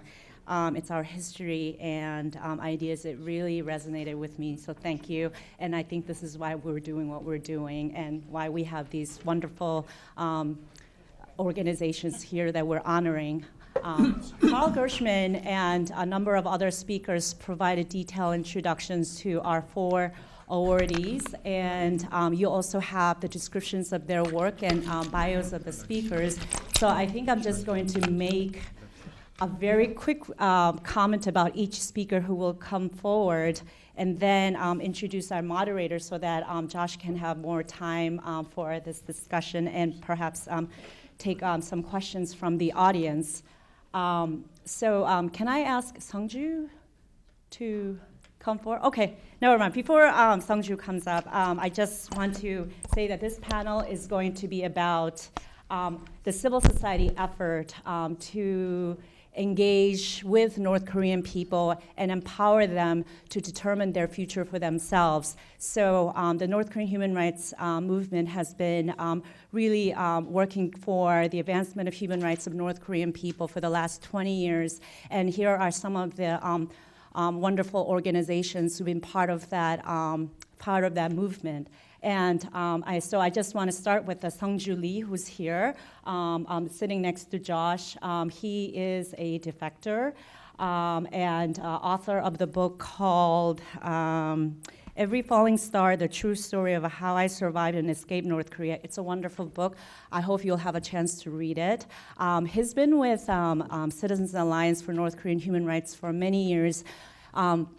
At various capacities as a program participant, trainer, speaker, and now as a fundraiser for rescue work that Citizens Alliance has been carrying out. And just one anecdote, he has recently got married a few weeks ago, and he has donated some of the cash gifts that he received for his wedding to rescue a number of North Korean defectors in China. So that's how committed he is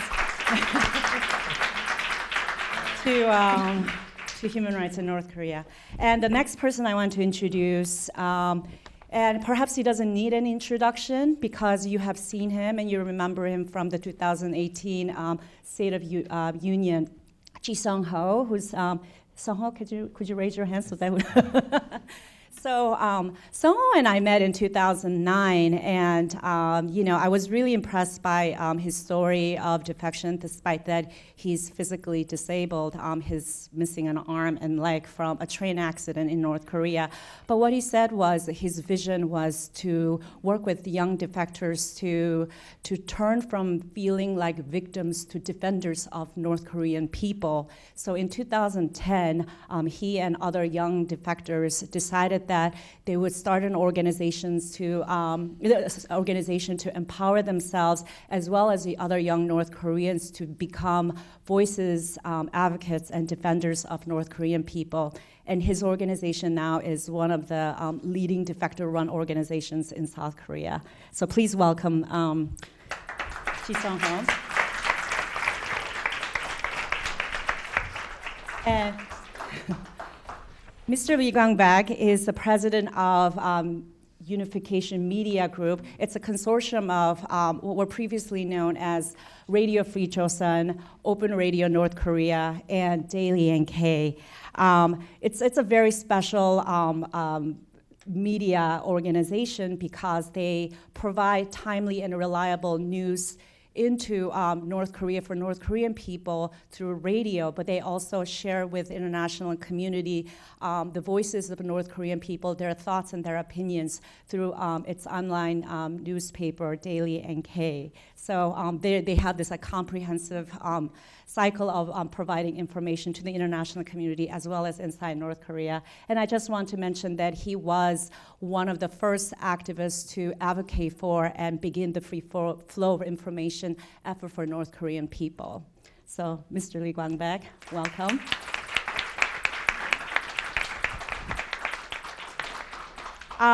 So Hubert, who's sitting in the middle, is the executive director and founder of Transitional Justice Working Group, which works to collect, document, and visualize evidence of crimes against humanity in North Korea.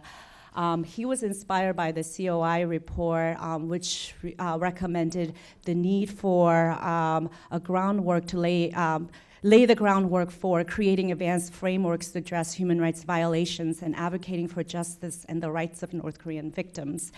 But before he founded his organization, he was with the Citizens Alliance for North Korean Human Rights for 13 years, and he received extensive training and guidance and mentorship from the woman who's sitting actually in the audience, Ms. Kim Jong-un. She is a founding member of Citizens Alliance for North Korean Human Rights, and she is one of the reasons why Young-han or Hubert is one of the most effective human rights activists in South Korea. So, but Young-han, welcome.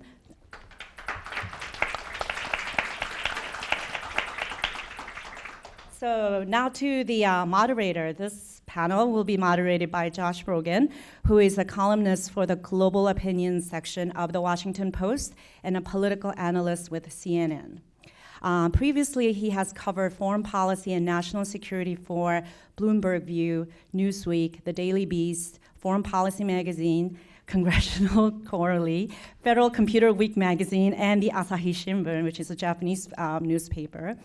He was a 2011 finalist for the Livingston Award for the Young Journalist and the 2011 recipient of the Interaction Award for Excellence in International Reporting. Josh, thank you for agreeing to moderate this session. I hope you'll enjoy this panel, and now to you. Thank you, Lynn. Give a round of applause.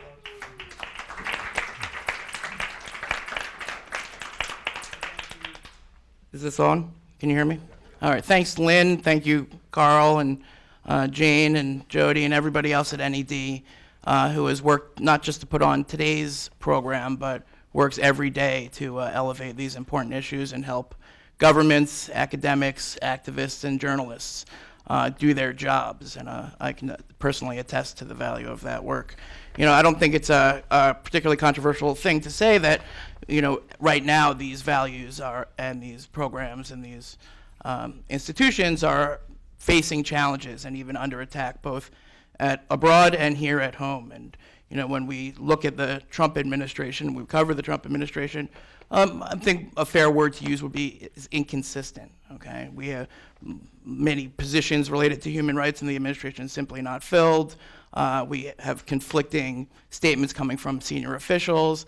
And at the same time, we have a lot of institutions that are either government or government supported that are working to fight for these values every day. And that sort of brings us to where we are today. Lynn mentioned the State of the Union. And let me just quote what President Trump said about North Korean human rights at the State of the Union. Quote, "We need only to look at the depraved character of the North Korean regime to understand the nature of the nuclear threat it could pose to America and our allies." Now, here's President Trump yesterday on North Korean human rights. Look, he has to be a rough guy. All right, so in that inconsistency, there's a lot of room for interpretation and a lot of room for people who care about these values to do the work.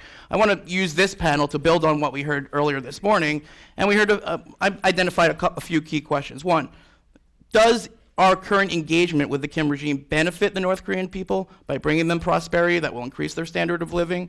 Or does deal making with the regime only empower their oppressors and therefore condemn them to more suffering? Is the Trump administration including the rights and aspirations of the North Korea people savvily? What more can they do? What can others do? And, you know, what can we do to connect with the North Korean people directly? We couldn't have a better panel. If you wanted to talk about those issues, these are the guys, all right? And we're lucky to have them here today. So I want to start by asking each of our panelists to react to what's going on in the news today, to react to what we saw over the last 2 days, our new historic engagement with the Kim Jong Un government. So first, let me start with you, Lee Seong-ho. If you could just tell us how you diffract the news through your prism. And translate to other Korean speakers. Sure. Okay, so we're going to pause here for a very quick, a quick translation for our panelists. 연두교서 말씀을 먼저 하셨는데요. 연두교서에서 이제 트럼프 대통령이 언급을 했던 북한 인권 문제 중요성에 대한 얘기를 했는데 지금 이제 어제 미국 정상회담이 열리고 나서는 인권 문제가 많이 좀 빠진 부분이 있습니다.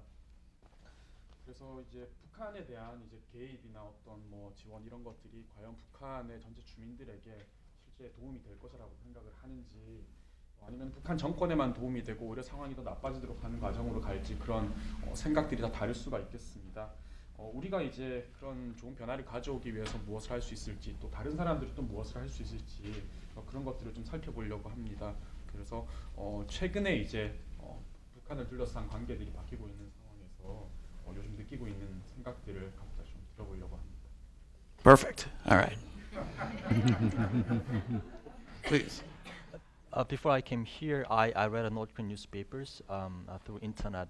They announced that before Kim Jong Un arrived in Pyongyang, they announced that the summit, and also they announced that the agreement between United States and North Korea clearly, which means that Kim Jong Un tried to use this summit to promote himself because he's young. He has been like in the power for 8 years or 7 years, and still many people believe that his power is really stable, but in my perspective, no, it's not that stable because he can have power in Pyongyang, but outside of Pyongyang, many people pretend to respect him in front of people, but in their private life, they don't respect him at all. So he tried to use this summit to promote his power. So in that case, this summit is really good for its government. And then on the other hand, also at the same time, we just met, President Donald Trump just met Kim Jong Un, and then there will be another meeting. Maybe next month or following month. But we have to talk about human rights issue, because human rights issue is for its people, it's North Korean people inside of North Korea. So we don't talk about those issues, then North Korean people might think that United States and our government is the same, because they try to use us. So, in my perspective is that that's why we need to talk about human rights issue, and also we give them a message to North Korean people saying we care your rights. We try to improve condition in North Korea. Then that strategy is really important because we can divide North Korean government and ordinary people. So this strategy is really important. And then after many years later, unification happened on the Korean Peninsula, and then North Korean people might ask you, South Koreans and United States American citizens, what did you do when we were in North Korea? What did you do when we were under dictatorship? Then we have to say something to them. United States citizens, we pay tax. That tax goes to NGOs who is working for your rights. So you guys have to say something to them. Then their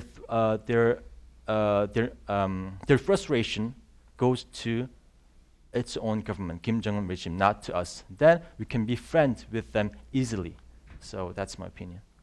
Just to quickly follow up, many of you may not know this. Yesterday, the Washington Post editorial board was lucky enough to host this exact group, and I remember you were saying in our meeting about how the engagement, the talks, the negotiations might be an opportunity to press for certain things, demolishing prison camps or gulags. Talk about what, as we go forward with this long process, how exactly can human rights be interjected, and who should do that? Actually, before we talk with North Korea, United States has to have principles. They have to set the principles, and then don't change the principles. For example, Bush administration, first terms, it was really strong to North Korea, right? But second term, it was really mild to North Korea. They changed their principles. North Korea knows that. They try to use that. So please, I'm just beg your president, please don't change the principle, and then please include human rights within that principles. And then, for example, North Korea wants United States embassy in Pyongyang. Then United States might say that, we can open embassy in your country, but you guys have to demolish your gulags and prison camps. We cannot open our embassy in a country which oppress its own people. So we needed that kind of principles in the talk between United States and North Korea. Thank you very much. Hubert? Same question. Yeah, I'd like to make sure. Can you turn your mic on? Yeah.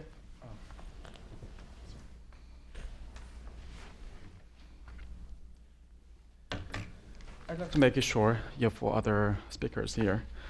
So at first, we were embarrassed a bit or disappointed, but quickly we changed our mindset that looking back the past 20 years of our work, it took time to reach the point to see the COI and the UN resolutions, and the pointing about the top leadership is responsible for that. It took more than 20 years. So this is a very quick changes of the environment of our work, but we should stay positive and try to find a way, innovative way, or to find the momentum, how to put our agenda. And so it's now our turn, and also civil society organizations' role is more and more important.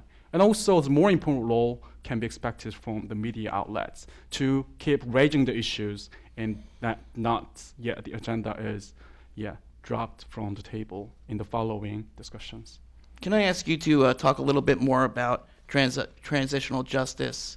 Exactly what needs to be done as if we are going to open up North Korea to ensure that as we do that, we can account for the crimes of the past and then try to apply some justice and then hopefully some healing. Yeah. It also took time for us to clearly understand that what is the most important aspect of applying transitional justice concept. It is really unfamiliar term, a concept to the other people or other citizens. But the clear idea we stick to is that truth-seeking is the foundation for justice and also reconciliations and forgiveness. So we stick to that point, truth-seeking and documentations. That leads us to do the serious documentations. Documentations, what we do is mapping the serious crime scenes, where the bodies are buried, where they are killed, and where is this documentary evidence. So that is for not only for bringing justice for the perpetrators, but also for the victims, to help them to find the remains of their beloved people. So this is what is for, is that not just for preparing for the future. The current meaning of this is to the regime in Pyongyang, is that sending out a signal that all of your action is properly and carefully documented. And so they're increasing their, we hope, the anxiety for the accountability, and to lead them to begin thinking of change their course of actions. The second thing is to engage with North Korean defectors. At the moment, we cannot talk directly to the general population in North Korea. So, but in Korea, there's more than 30,000 defectors already living with us. And then as we try to engage them through this mapping work, this is not just as information gathering.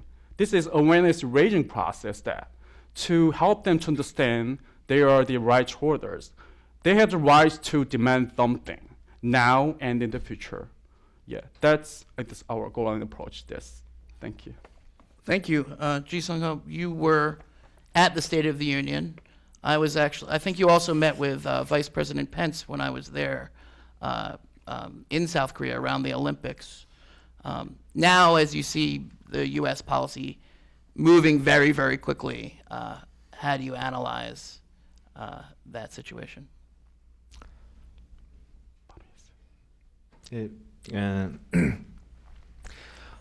인권은 이제 포기할 수 없는 우리의 중요한 가치라고 생각합니다. I think the most important thing is to absolutely not forgo bringing up the issue of human rights. 우리는 북한 주민들을 사랑해서 이제 이 자리에 왔고 그들의 인권 개선을 위해서 이제 노력하고 있습니다. The reason that we came here today and all the work that we continue to do is solely based on improving human rights conditions in North Korea. 저는 이제 영광스럽게도 올해 이제 연두교소에 이제 초청되는 그런 영광을 이제 지냈습니다. Seong-ju, can you take that? 스테이트 오브 유니언, 예. 이제 그것은 이제 저에게 개인적으로는 영광이었지만 또한 이제 북한 주민들에게는 미국 정부가 또한 이제 미국 의회가 당신들의 편이라는 것을 선포하는 그런 자리였습니다. I was really honored to be a part of the State of the Union, but I do feel like there's still a long way that things need to go, and I think that Congress actually is where a lot of the action is happening in terms of improving North Korean human rights.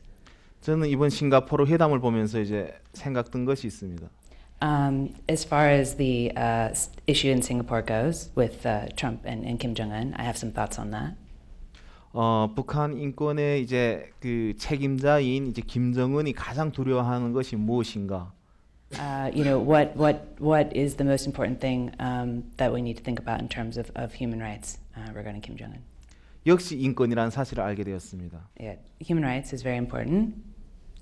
연두교소에서 북한 인권을 언급하지 않았다면 이번 싱가포르 서밋이 이제 만들어지는 데는 중요한 이제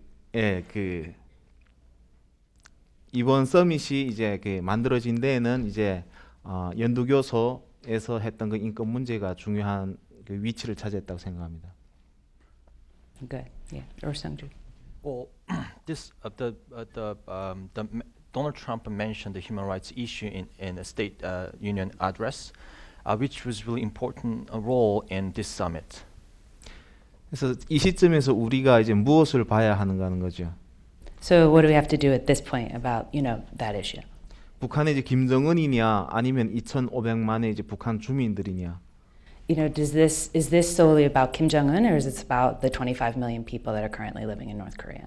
우리는 당연히 이제 북한 주민들을 사랑하죠. Obviously, we need to focus on the people that are living inside North Korea, the North Korean people. 이번 이제 북미 정상회담을 통해 가지고 이제 뭐 여러 가지 일들이 이제 만들어질 수는 있다고 생각합니다.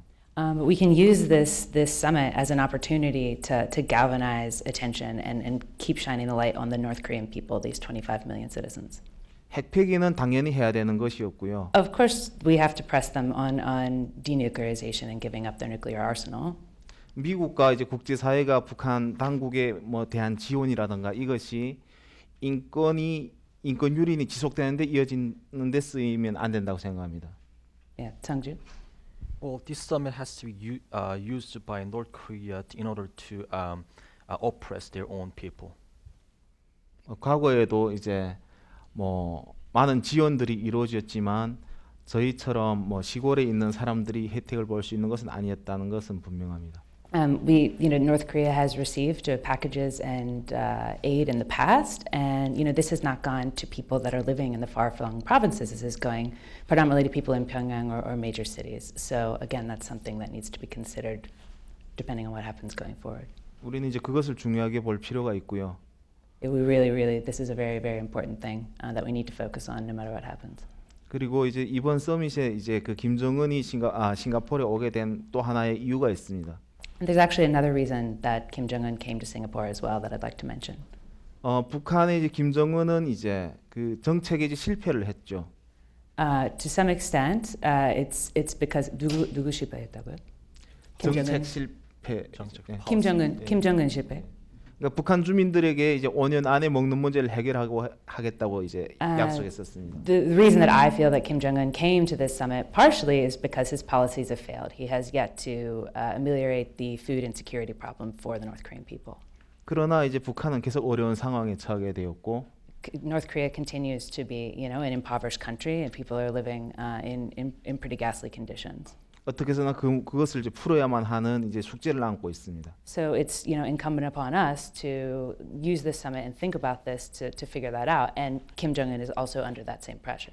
결국은 이제 인권 문제와 이제 그 북한 안에 이제 정책의 그 주민들이 그 뭐 정책 실패로 인해 가지고 저는 이제 그 자리에 나왔다고 생각하고요. So he thinks that because his policies have thus far failed, he's got to figure something out, and that's why he's coming to try to extract new packages and concessions. From the U.S. and the international community to fix this problem inside, a problem that he himself cannot fix. 예, 뭐 회담에서 뭐 여러 이야기가 오고 갔지만 결과적으로 이제 북한 주민과 이제 북한 정권을 갈라봐야 되고 또한 이제 그것이 예. So I have so many different thoughts about the summit, obviously, but the thing that I really want to drive home is that we do need to look. Divide the government and divide the people. Look at them differently and put the focus on the people that are living inside North Korea. What can we do for them? 예, 그 뭐 지원되는 것이 어떻게 쓰여질까는 우리가 다시 한번 고민해봐야 됩니다. And really think about it, how we can support these people, and if there is support that comes, how are we going to ensure that it goes to the right people, not the government. Excellent, thank you. Lee Kwong-bak, you may not know this, but he runs an organization that not only provides tons of information directly to North Korean people, but also collects tons of information directly from North Korean people. It's really unique. So I'd like to ask you, what are you hearing? How do the North Korean people view what's going on? How do they view their leadership right now? And from what we can understand, what would they say to us if they had the chance? 여기 계신 분들은 뭐 이제 북한으로 정보를 보내는 건 이제 이해하셨는데 북한에서 정보를 가지고 나와서 알리는 일도 하고 있습니다. 최근에 벌어진 상황과 관련해서 또 북한의 주민들은 지금 상황을 어떻게 이해하고 있는지 또 그것을 우리가 그런 정보들을 북한에서 나오는 이야기들이 있으면 우리가 그걸 어떻게 이해를 하고 해석을 하면 좋을지 그런 것들 좀 공유해 주시면 좋겠습니다. 네, 일단 북미 정상회담에 대한 제 개인적 의견을 먼저 말씀드릴게요. I'm going to give you a personal opinion. I just want to make that clear that it's my personal opinion about the summit. 여러분 다 알 거예요. 북한 인권운동가들은 기대를 많이 하는 편입니다. For most North Korean activists, as you would probably be well aware, we didn't have a lot of expectations going into this summit to begin with. 북미 정상회담을 위해서 싱가포르에 가는 트럼프 대통령에게까지 저는 기대가 좀 있었습니다. You know, I 기대하거든요. 트럼프 대통령에게도 기대가 컸다고. 트럼프 자체? We have a lot of expectation on President Donald Trump for the summit. 최소한 정상회담의 합의문에는 안 담길 수 있지만 트럼프 대통령이 말로는 두 가지를 요청해 주기를 바랬습니다. 했으면 좋겠다고. You know, looking, obviously, we've all talked a lot about how the declaration was pretty thin, but personally, I feel that verbally, at least, there's two main things that really should have been mentioned and can be mentioned going forward. 첫 번째는 반드시 CVID. The first is, as we all know, he needs to push for CVID, complete, verifiable, irreversible denuclearization for North Korea. 그리고 두 번째는 정치범 수용소를 해체하지 않는 한 북미 관계가 정상적으로 발전할 수 없다. The second is if, and this is sort of echoed from what Seong-ho said before, if the political prison camps are not dismantled inside North Korea, there can absolutely not normalization of relations between the U.S. and North Korea. 제가 그런 기대를 했다고 어떤 분에게 말씀드렸더니 기대가 너무 컸다고 저한테 답변해 주셨습니다. So I was, you know, I had a lot of expectations about that, but that didn't happen. But again, that's something that should be pressed going forward. 어제 정상회담에는 그런 얘기가 전혀 나오지 않았지만 그럼에도 불구하고 저는 몇 가지 가능성은 있다고 생각합니다. I still think that, you know, despite all of this, there is a lot of potential. I think there's a lot of potential points, as again was echoed by other panelists, of ways that we can use this summit. 일단 북한이 비핵화를 하겠다고 하니 행동을 할 때까지 집요하게 비핵화를 압박해야 된다고 생각합니다. Until there's actual, you know, tangible movement on denuclearization inside North Korea, we can absolutely not let up the pressure on the government. This is something that, if you lose the momentum, that's very problematic. So he feels that the pressure needs to be sustained. 그리고 두 번째는 북미 간의 북미 수교의 조건으로 정치범 수용소의 해체를 내걸었으면 좋겠습니다. Again, the normalization of U.S. DPRK relations absolutely has to be contingent on the closure of the political prison camps inside North Korea. 저는 어제 북미 정상회담으로 북미 회담이 끝난 게 아니었으면 좋겠습니다. I feel like this yesterday should not, or the day before yesterday, should not be the end. This can only be seen as a beginning. And in terms of the summit, I see it as just a very brief step. 앞으로 이어질 다양한 실무 회담 또는 제2차 또는 제3차 북미 정상회담에서 이 두 가지 문제를 반드시 해결했으면 좋겠습니다. And especially I feel that, you know, this potential summit going forward in the summer or any other subsequent meetings absolutely have to drive home these 2 points. 최근 북한에 있는 북한 주민들이 북미 정상회담을 바라보는 생각은 솔직히 다양합니다. In terms of the question you asked about how North Korean citizens are perceiving this summit, there's, you know, as many different opinions as we share here in the U.S., that's how many different opinions exist among the North Korean people. There's a lot of variation. 그러나 대표적인 의견은 두 가지인 것 같습니다. But there's two main areas that people fall into. 하나는 북미 회담이 잘 돼서 우리 경제가 좋아진다면, 그건 꼭 됐으면 좋겠다. The first is, okay, well, if this summit goes well, then our economic situation is going to improve, and thereby our lives are going to improve. So there's some expectation there. 두 번째는 경제를 해주겠다고 말한 지가 벌써 언제부터 그랬는지 기억이 안 날 정도로 수십 년 동안 경제 좋아지게 해주겠다고 말을 했다. 그러나 지금까지 북한 경제는 좋아진 게 하나도 없다. 그래서 그걸 어떻게 믿을 수 있겠느냐 하는 부정적 의견도 분명히 있습니다. And then, of course, just as with anybody else, there's a lot of skepticism. You've been saying for 20 plus years that you're going to improve the economy. In my opinion, nothing's gotten better. So why should I expect that this is going to change anything this time? I've heard it all before, basically. Excellent. Thank you. Before we move on, I want to ask you a little bit more, Lee Kwang-baek. Tell us about how you get information into North Korea and how you get information out of North Korea. To the extent you feel comfortable. 북한으로 정보를 보내는 방법, 북한의 정보가 나오는 방법에 대해서 할 수 있는 범위까지 소개해 주시면 좋겠습니다. 네, 지금 저희가 하고 있는 방법을 소개해드리겠습니다. 북한으로 정보를 넣는 방법은 지금 현재는 딱 두 가지입니다. We have two main ways. I'll break them into separate components. The first is how do we get information into North Korea? USB에 영화나 드라마 또는 K-팝을 실어서 북한 주민에게 전달하는 방법이 첫 번째입니다. The main way, and we do engage in some of this, but other groups do as well, is USBs, CDs, DVDs, offline methods, using connections to get those into North Korea that are loaded, of course, with foreign content. 물론 거기에는 미국의 영화도 포함되는데 예를 들어서 마블 영화라든가 아니면 포스트 같은 영화 USB에 넣어서 북한은 보내면 북한 주민의 최소한 50%에서 많게는 80%의 주민이 시청할 수 있는 미디어 환경이 돼 있습니다. You're putting his estimate is that between 50 and 80% of North Korean people would have at least have experience seeing some sort of foreign film. Be it The Post is an example of a movie that's been going into North Korea these days. Marvel films are very popular, things like this. So most, the lion's share of the population would have had experience watching some foreign content like this. 문화 오락 프로그램은 그렇게 USB를 통해서 넣는 게 제일 좋지만 뉴스, 실시간으로 전달하는 정보, 뉴스를 그런 방식으로 보낼 수는 없다는 거죠. So there's a lot of this coming in and these offline methods, and those are very important. Entertainment, soft cultural content. You can't deny that those things are significant, but there's not a lot of news going in, and this is really, really important, particularly in offline methods, especially because, as we all know, there's no independent media inside North Korea.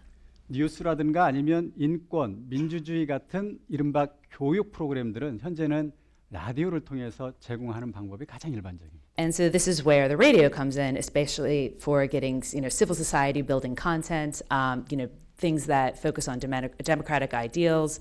All of these things are best coming in through the radio, and this is the best, most credible, real-time method to get information to the North Korean people. 북한에서 정보를 가져오는 방법, 현재 저희 데일리 NK가 쓰고 있는 방법은 딱 하나입니다. And in terms of getting information out of North Korea, that's where Daily NK comes in. And this is the print leg of Unification Media Group. 중국과 북한 국경에서 대략 한 5km에서 6km, 길게는 한 그 이상일 수도 있는데 그 정도 되는 거리에서는 중국 전화 전파를 받을 수가 있습니다. 그래서 잠시만요.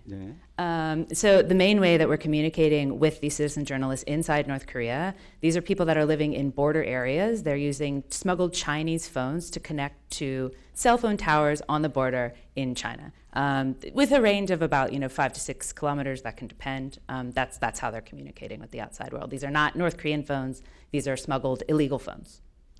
사실은 어제 워싱턴 포스트를 방문했는데 워싱턴 포스트에서 북한 주민의 반응이 궁금하다고 그래서 어제 새벽 저희들이 북한에 전화를 해서 북한 주민의 반응을 체크를 하기도 했습니다. 그 So, 방법으로. 잠시만요. 네. So we went to the Washington Post as you mentioned yesterday, and there was a lot of curiosity about what are North Korean people thinking about this summit, and so we and with the help of the editor-in-chief Sang-young here in the audience. Connected with a lot of different people in North Korea to try to get a pulse check on what they're thinking. In the early morning hours is generally when these things happen. What are they thinking? What are they thinking? I think a Don't leave us little bit hanging. from before. 근데 어떻게 그 생각해요? 주가 말씀해주신가요? 그 주민 반응. 주민 반응이었던지. 빨리 얘기해 주세요. 예. 주민 반응 아직 제가 못 받았어요, 저기. Actually, I wasn't the one who personally placed this call. When I say we, it's more of a collective thing. So actually, Sang-young would have to speak to that. But there will be articles on Daily NK about it all this week. So urge you to check in for that.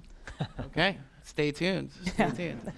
All right, I want to ask one more round of questions before I go to the audience, and I want to focus on this idea that the premise, according to the Trump administration, of this entire endeavor is that Kim Jong Un wants to open up his country economically, that prosperity is the key, that wealth is the key, that open markets and investment is the key. So I want to ask anyone who wants to answer, is that valid? Does that hold water? And then secondly, because the example that we have are these markets, are what's going on inside North Korea right now, what effect, from what you know and from what you've seen and from what you've heard, have the opening of these markets had? Has it led to more political liberalization? Has it led to more support of the regime or dissent against the regime? What does the data show? 뭐 지금 전체 상황을 다 봤을 때 이제 뭐 북한에 만약에 그 시장이나 뭐 경제 지원을 해줄 때에 그게 정말 이제 긍정적인 방향으로 갈지 아니면 또 부작용이 있을지 뭐 생각하는 바, 그리고 그런 시장에서 실제로 시장에서 어떤 현상들이 지금 있고 그게 뭐 북한의 정치적 자유를 이렇게 점진적으로 이끌어가는 방향으로 갈 것이라고 보는지, 그런 좀 자유로운 생각들을 뭐든지 생각이 있으면은 얘기할 수 있겠습니다. 네, 제 생각에는 이제 북한이 이제 변화가 없다 하고 보는 거는 이제 잘못된 생각인 것 같아요. I think it would be wrong to say that there's been no change in North Korea. 북한에는 분명히 변화가 있었고요. There's definitely change. 그 북한 주민들이 이제 민주주의적으로 쟁취한 첫 번째가 있습니다. 민주주의적으로 이제 본인들이 이제 챙긴 것이 이제 시장이라고 생각합니다. North Korea has achieved markets on democracy way without any kind of struggle. 북한은 이제 시장을 열기를 이제 꺼려했었고 그것을 통제했었죠. 북한 당국은. But originally when these markets sprung up, the authorities did crack down on them. 그리고 이제 결과적으로 이제 북한 시장을 열 수밖에 없게 되었습니다. But eventually, these markets continued to proliferate, and then the government kind of had to let their hands go. 지금 이제 북한이 돌아가는 것은 이제 주민들이 알아서 시장을 통해 가지고 먹고 살고 있습니다. So now, as most people would be aware, most people are very reliant on the markets for their livelihoods. 실은 주민들이 북한 당국을 믿지 않은 지가 오래된 것이죠. So it's been some time now that the North Korean people don't really rely on their government, nor that they believe in the regime. 그리고 이제 북한 당국이 오래됐고 또한 이제 조금씩 이제 자기들이 그 자유로운 그 자유를 이제 찾으려고 노력하고 있습니다. There's also some degree of autonomy and independent thinking among North Korean people. They begin to kind of find their own way and believe in themselves, no longer believe in the regime. I am responsible for my own existence, and how can I do that? And this is a very different way of thinking than in the past. So the mindset has changed. The individualism, I guess, would be the best way to put it. 제가 이제 2006년도에 탈북할 당시 이제 우리가 북한 당국에 이야기했던 것 있습니다. So I defected. 북한 안에 탈북하기 전에 이제 북한에서 이제 살 때 북한 당국에 이제 우리 살점을 건들지 말라는 그것을 이제 이야기했는데, 다시 말하면 무엇인가면요. 그러니까 우리를 터치하지 말아달라, 우리 삶을 터치하지 말아달라 당국이 이런 이야기를 했었죠. As long as North Korean government do not touch it's their own people, it's okay. 그렇게 이제 이야기할 수 있었던 것은 북한 당국이 약속을 지키지 못했기 때문에 그에 대해서 이제 이제 그것을 이제 가하지는 못했었죠. Because North Korean people request that sentence to the government. The reason that North Korean government announced that we will give you better economic life, but they couldn't kind of make that promise real. 예, 그것이 지금 이제 쭉 이제 축적돼서 이제 계속 오고 있는 것입니다. That trend is, continued to grow exponentially. 그래서 결과적으로는 이제 시장이 이제 북한 이제 주민들을 먹여 살리지 이제 당국은 아니고요. 당국이 먹여 살리는 건 아니고요. Again, so the authorities are not the ones providing for the people. The people are providing for themselves through these markets. 지원이 이제 절실히 필요한 것도 이제 북한 주민들이 아니라 북한 당국이 생존을 위해서 이제 외화가 이제 필요한 것입니다. 성주. 외화가 이제 필요하고 이제 뭐 가장 이제 외부로서 이거 지원을 필요로 하는 것은 이제 북한 주민들보다는 이제 북한 당국이라고 저는 생각합니다. And North Korean people knows how to survive under sanction, but now so only the sector which the government sectors needs aid from outside of world, outside of North Korea. 김정은도 이제 이번에 나오면서 이야기했던 것이 우리의 체제 보장을 해달라 지금 그것인 거죠. This is evident in the fact that he's, demanding that the sanctions be weakened. That's an obvious sign. Excellent. Yeah, go ahead. I'm not expert in this market or this market system much, but I see the current situations when it comes to this market prosperity. There are the two sides of things. The one thing is, I think Kim Jong Un, this is not the North Korean ordinary people relying on market systems. Kim Jong Un himself is also relying on the system too. Because if he is not able to feed his loyal people or the surrounding him, and then there is no way for him to let them to squeeze people or exploit them, in a legally authorized way that, like as taxations or there's some different way of taxation. So he is already depending on the market system. So that's why he cannot go back to the past time. The other side is that he may believe that, or that we're concerned about that it's Kim Jong Un. The time is at Kim Jong Un's side now because he gains more time in terms of this nuclear development.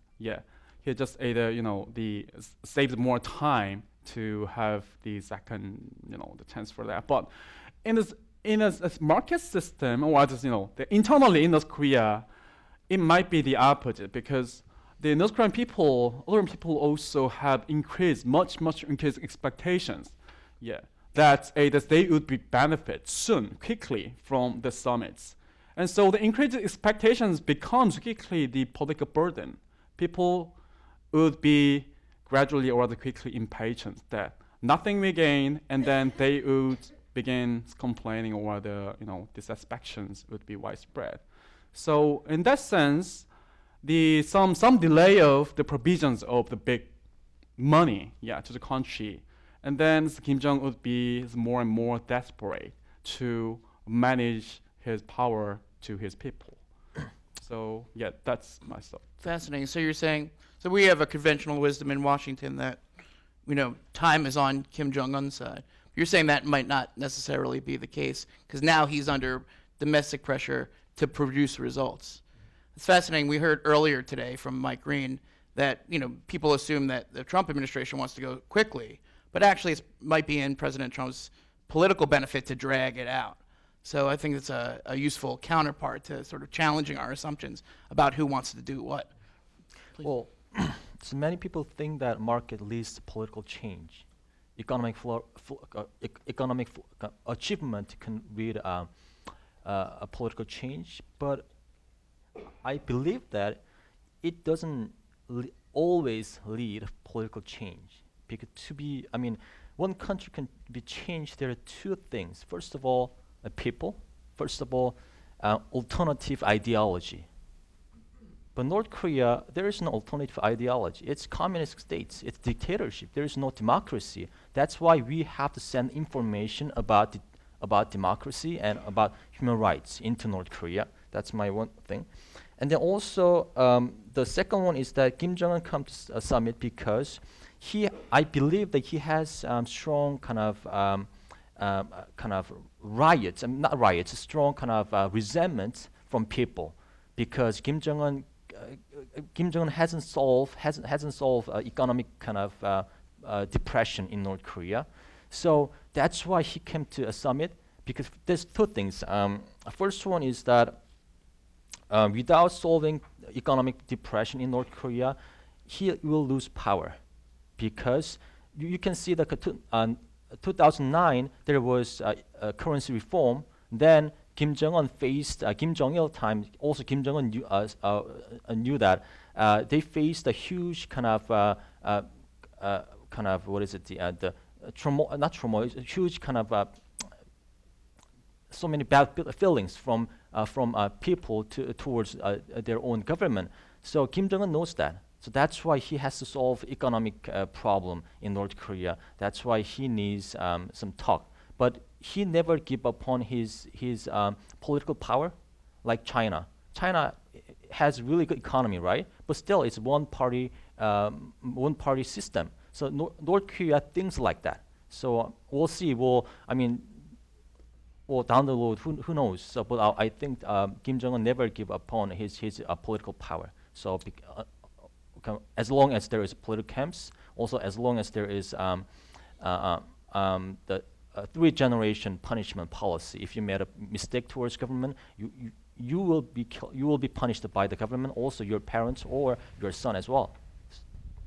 Interesting. So we heard in the earlier panel that there's evidence the Kim regime might be pursuing the China model or the Cuba model or the Vietnam model.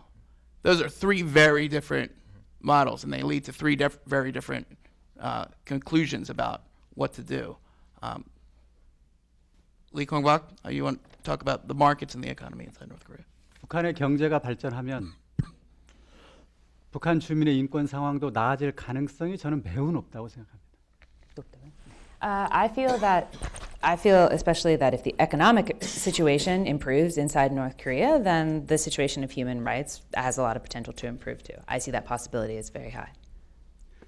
다만 외부에서 경제 발전을 지원할 때 김정은한테 그냥 돈을 빌려주는 방식으로 지원하는 것은 바람직하지 않다고 생각합니다. I think it would be better if we are to give an economic aid package to the North Korean authorities that it had conditions tied to it, as in it's borrowed money. It's not just a one-off dump of support. 수많은 기업들이 글로벌 기업들이 북한에서 투자하고 경제적으로 성공할 수 있도록 하는 그런 방식으로 경제 발전을 지원하는 것이 효과적이라고 생각합니다. I think it would be most effective, obviously, if we had a lot of international enterprises and businesses that would come in and have conditions that it would be successful for them, but it would also be successful in terms of the North Korean business environment. That would be the best way to ensure that would to improve these environments. 이때 중요한 게 북한에서 경제 투자를 하고 경제 활동을 해야 되는 기업들이 북한 당국에 매우 집요하게 요구해야 될 점이 있다는 거죠. And also, they would have to place pressure on the North Korean authorities. They would have to make demands. I want to do business here, but these are the conditions that I demand. 예를 들면 그런 거예요. 인터넷이 없으면 정상적인 경제 활동이 어렵다. 인터넷 하게 해달라. I'm not, for example, if a business wants to come inside North Korea, they're going to need the internet, and they demand that they need the internet, and they would have to place that demand on the North Korean authorities. If you want our business, then we need the internet. 뭐 그 외에도 카드 결제 시스템 도입이 돼야 경제가 발전할 수 있다든가, 아니면 북한 주민의 전화기와 글로벌 수많은 세계 사람들이 서로 전화 통화를 할 수 있게 해야 경제가 발전한다든가, 이런 조건들을 저는 집요하게 내걸어야 된다고 생각합니다. Again, there's a litany of these examples, but another one would be these people have to be able to communicate with the outside world, not just the internet, but placing international phone calls. I mean, these are conditions that one needs to have a successful business environment, and they're going to have to place that pressure on the authorities and not relent. 그래서 북한 사회의 경제 환경 또는 사회 환경도 다른 여타의 나라들, 정상적인 경제 활동을 하는 나라들과 비슷하게 어떻게 하면 만들어 갈 거냐가 굉장히 중요한 문제라고 생각합니다. So again, this pressure is going to be placed on North Korean authorities to model, international norms, to become more like this so-called normal state that North Korea says that it's trying to become. 그리고 실제 그런 모델이 아니면 경제 발전은 저는 불가능하다고 생각합니다. But unless that kind of model, is created inside North Korea, I don't see a lot of potential for the kind of economic change that we're all hoping for. 근데 이것은 수많은 연구가 돼야 될 것 같습니다. 저는 베트남 모델일지 아니면 중국으로 갈지 저는 알 수 없다고 봅니다. I have no idea whether the North Korean authorities, I don't think anyone can know, are they going to go the route of Vietnam or are they going to go the route of China or neither. 다만 외부 사회에서 매우 적극적이고 집요하게 요구하면 김정은도 결국은 그 길을 따를 수밖에 없다고 저는 생각합니다. But again, this pressure is very, significant and will move Kim Jong Un. If he wants to be part of this international community, the international community needs to push back against him to follow these norms, and that way we can bring about this economic change. But that's going to be the only way. 왜냐하면 김정은은 그렇게라도 해서 경제 문제를 해결하지 못하면 정권과 체제도 유지할 수 없는 상황에 내몰려 있다고 저는 보기 때문입니다. Seong-ho, can you take that? Sorry? No, it's okay. 다시 한번. 왜냐하면 I was thinking. 그렇게 양보를 해서라도 경제 문제를 해결하지 않으면 더 이상 정권과 체제를 유지할 수 없는 상황에 사실 김정은은 직면해 있다고 생각합니다. Well, if international company go to North Korea, then they kind of keep requesting towards government. You have to change economic systems, and then North Korea will change gradually their policies. Yeah, right. Sure. Yeah, it's different. Without Kim Jong Un delivering economic assistance or development, he would not be able to maintain his legitimacy. Interesting. Interesting. So maybe we're saving the Kim Jong Un regime. That's great. Yeah, right. Thought pattern there. Before we go to questions, get your questions ready. Maybe just Oh. one add. Okay, Yeah, quickly. before I forget. So I'd like to just quickly mention about the needs to use the ILO standard. Yeah, in this chance, because it is likely to see a possibility. This considered as any state or the international community consider to provide the international bank fund or the loan for the economic development, but it should be a rights-based approach, and the participations of the local people and expected beneficiaries is important, and also more importantly, to see more possibility of the change is that the demanding or the preconditioning of the direct payments to the local people, and also demanding the collective bargaining process, and then demanding also the external bodies as monitoring, and the feedback process, and then demanding the procedural change of North Korea's the policies as well. Excellent, excellent. Before we go to questions, we're lucky enough to have two actual defectors on our panel, and I find it very important and powerful to hear a little bit about their personal stories, and I'm wondering if I can ask you, each of you, to share the story of how you escaped from North Korea. It's a long story. So I try to make it short. Well, I was born in Pyongyang, and when I lived there until when I was 10. My father made a mistake 1997, saying there is no hope in North Korea. So my family, and then that sentence was reported reported to the government by his colleague. So that's why my entire family was expelled to different city, which is called Gyeongsang, located in northern part of North Korea. Then we stayed there together about a year. Well, I was really shocked because when I was in Pyongyang, North Korea is the best country in the world, and then the strongest country in the world. But in the reality, it was totally different because I saw beggars on the street, and then the condition of house was so bad. So I questioned my father, what's going on here? Are we still in North Korea? He said, yes, this is the reality of North Korea. But I was really too young to understand the reality. So and then there I watched the public execution because one day I went to school, and then the school principal announced that entire school will go to public execution site to watch public execution. I was really shocked because when I was in Pyongyang, I never heard that. And then we went there. There was two criminals, so-called in North Korean side. So they were shot. They were shot by police officers. And then my father decided to go to China for food, 1998. And then my father left home, and then he didn't come back. And then my mom also left the home for food, the same reason.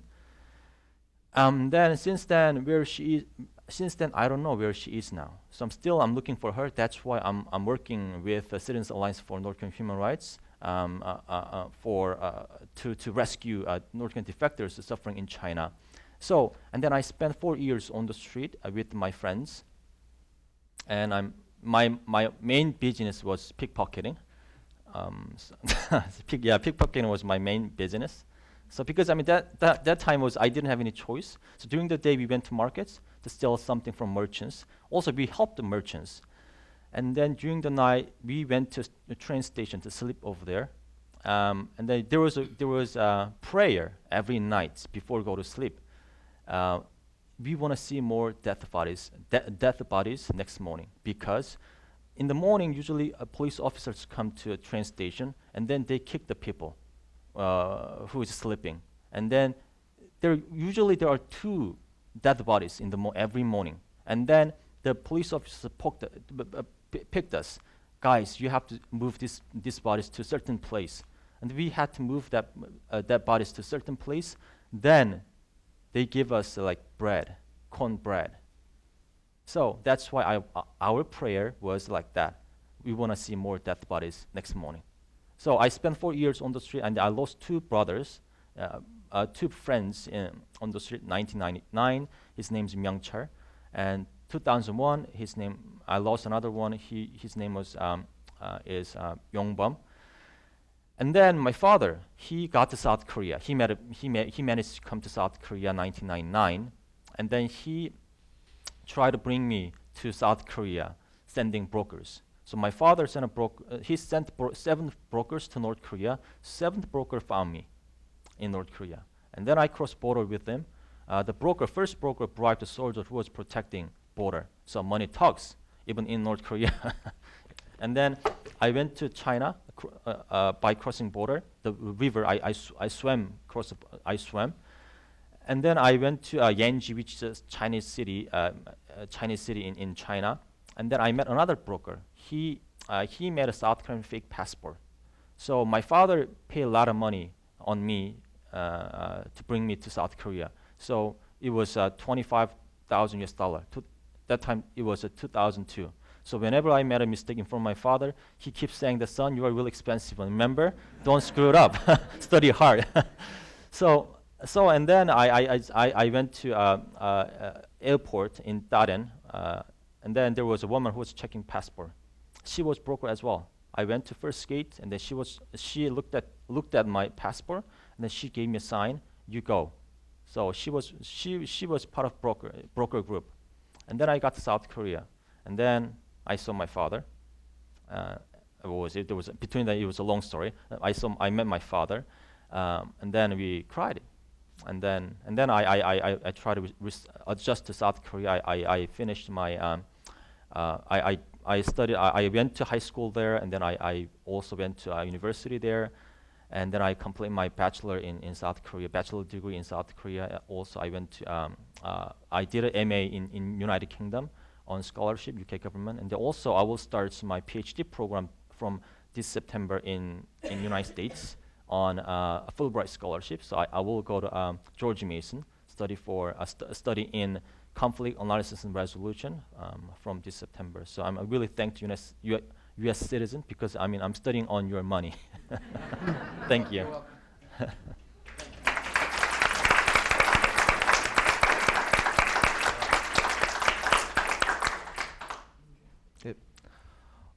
이제 저는 그 고향이 이제 함경북도 회령시라는 이제 정말 탄광 마을에서 태어났습니다. I'm originally from the city of Haeryong in North Hamgyong Province.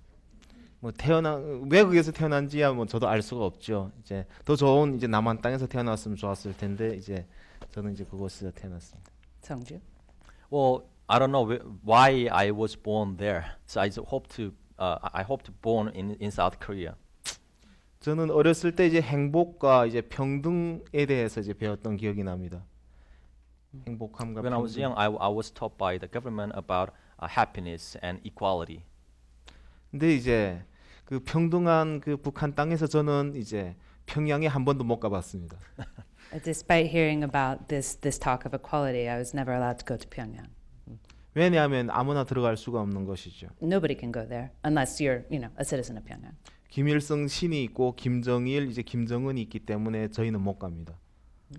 I couldn't go there because of the regime, because of Kim Il-sung, Kim Jong-il, Kim Jong-un, this Kim family. 그런 상황에서도 행복하다고 자꾸 이제 쇠뇌하니까 행복한 줄 알았고요. I brainwashed by the government because all North Korean people are happy. 이유도 모르고 이제 미국 사람들은 나쁘다고 해가지고 진짜 나쁜 줄 알았어요. Without any reason, I hate Americans because I was brainwashed that Americans are our sworn enemies. 제가 이제 그 북한을 이제 탈출하게 된 이제 계기는 북한에서 저는 이제 장애를 갖게 되었습니다. The reason I ended up leaving, decided to defect from North Korea is because I'm handicapped. I have a handicap. 행복한 그 땅에서 이제 먹을 것을 주지 않아서 이제 많은 사람들이 굶어 죽었죠. I'm in this so-called happy land, but people are starving. I have nothing to eat. Nothing's given to me or provided. 저희 할머니도 굶어서 돌아가셨고. My grandmother died of starvation. 그 당시 저도 이제 영양실조 이제 걸렸었고요. I was extremely malnourished. 그때 제 나이가 13살, 14살이었습니다. I was around 13 or 14. 먹고 살기 위해서 학교를 갈 수가 없었고요. I was so weak and malnourished from hunger. I couldn't even go to school. 먹을 것을 구하기 위해서 이제 열차에서 석탄을 훔쳐서 팔아야 했습니다. In order to try to, get food to eat, I stole coal from trains. 그러다 이제 열차에서 떨어져 가지고 사고를 이제 당하게 되었죠. When I was trying to steal this coal from one of these train cars, I fell and had an accident. 저는 그때 이제 사고로 왼쪽 다리를 이제 열차에 잘려졌고 이제 손도 이제 그때 이제 열차에 다 잘려졌습니다. This is how I lost my left arm and my left leg. 그리고 이제 마취제도 제대로 없는 상황에서 수술을 받아야 했고요. I had to get these amputated after the accident, but there was no anesthesia. 항생제도 이제 없는 현실이었습니다. There's also no antibiotics. 다리가 이제 염증으로 썩어 들어가서 그 고통이 지금도 이제 기억이 납니다. I have such a vivid memory that I still can't escape of how painful the agony that I went through in pain. 나의 삶에서 가장 지옥이었던 그 7개월 정도가 저희 삶에서 가장 지옥 같은 시간이었습니다. Honestly, the 7 months that I dealt with that experience are the most hellish period of my life. I'll never forget. 그 뭐 장애인들의 인권이 천국이라고 하는 북한에서는 저에게 이제 먹을 걸 주지 않았죠. According to the North Korean government, it is a paradise for handicapped people, but the government didn't provide any food for me. 살 수 있는 그 무엇도 해준 것이 없습니다. 살 수 있는 아무것도 해주지 않았죠. They don't give you anything to live. 배고파서 중국 가서 이제 식량을 구걸해 온 것이 제가 돼서 또 매맞기도 하고요. I actually I crossed into China to find food, to try to find a way to live, and came back and was punished. 저는 이제 중국 땅에 처음으로 나와서 이제 알게 되었습니다. 이제 또 다른 세상이 있다는 사실에 대해서요. Honestly, though, when I went to China, it was shocking. It was a completely other world. 그래서 저는 이제 2006년도에 이제 목발을 짚고 이제 목발을 짚고 이제 탈북했습니다. So in 2006, after that experience, I decided to defect forever, and he is on crutches at this time again because of the handicap. So he crossed the Tumen River with these crutches. 두만강을 건너야 했고 중국에서 이제 라오스, 미얀마, 태국이라는 이제 6,000km를 이제 돌아야 그 자유로 올 수가 있었습니다. And I had to cross to go through Laos and Myanmar and Thailand just to get to South Korea. This was like a journey basically of 6,000 kilometers. 그 힘든 과정을 겪어서 이제 자유를 찾았고요. I did all of this just to find freedom. 내가 이제 그 찾은 그 자유를 북한 주민도 누려야 된다는 사실을 알게 되었습니다. 내가 살고 있는 이 자유에 대해서 자유를 북한 주민들도 누릴 그 권리가 있다고 이제 생각했어요. I hope that North Korean people have freedom that I have. I'm working for the same right. I believe that they have these same rights that I do. 그래서 뭐 장애인 또한 이제 그 뭐 탈북자 뭐 여러 가지 핸디캡을 겪으면서도 이제 대학 공부를 하고 또한 이제 북한 이제 탈북자들을 이제 구출하고 살리는 일을 지금 하고 있습니다. So currently, I went to university. I'm, as a handicapped person, I was able to get an education in South Korea, and now I'm working to, as mentioned earlier, help young defectors integrate into life in South Korea, and as well rescue North Koreans who have defected in China and don't have a way to get to South Korea. 예, 그런 저에게 또 정말 민주주의 상을 주신 칼거시완 회장님께 감사드립니다. I'm really thankful again to receive this award, especially to President Gershman today. This means a lot to me. I've come this far. Thank you.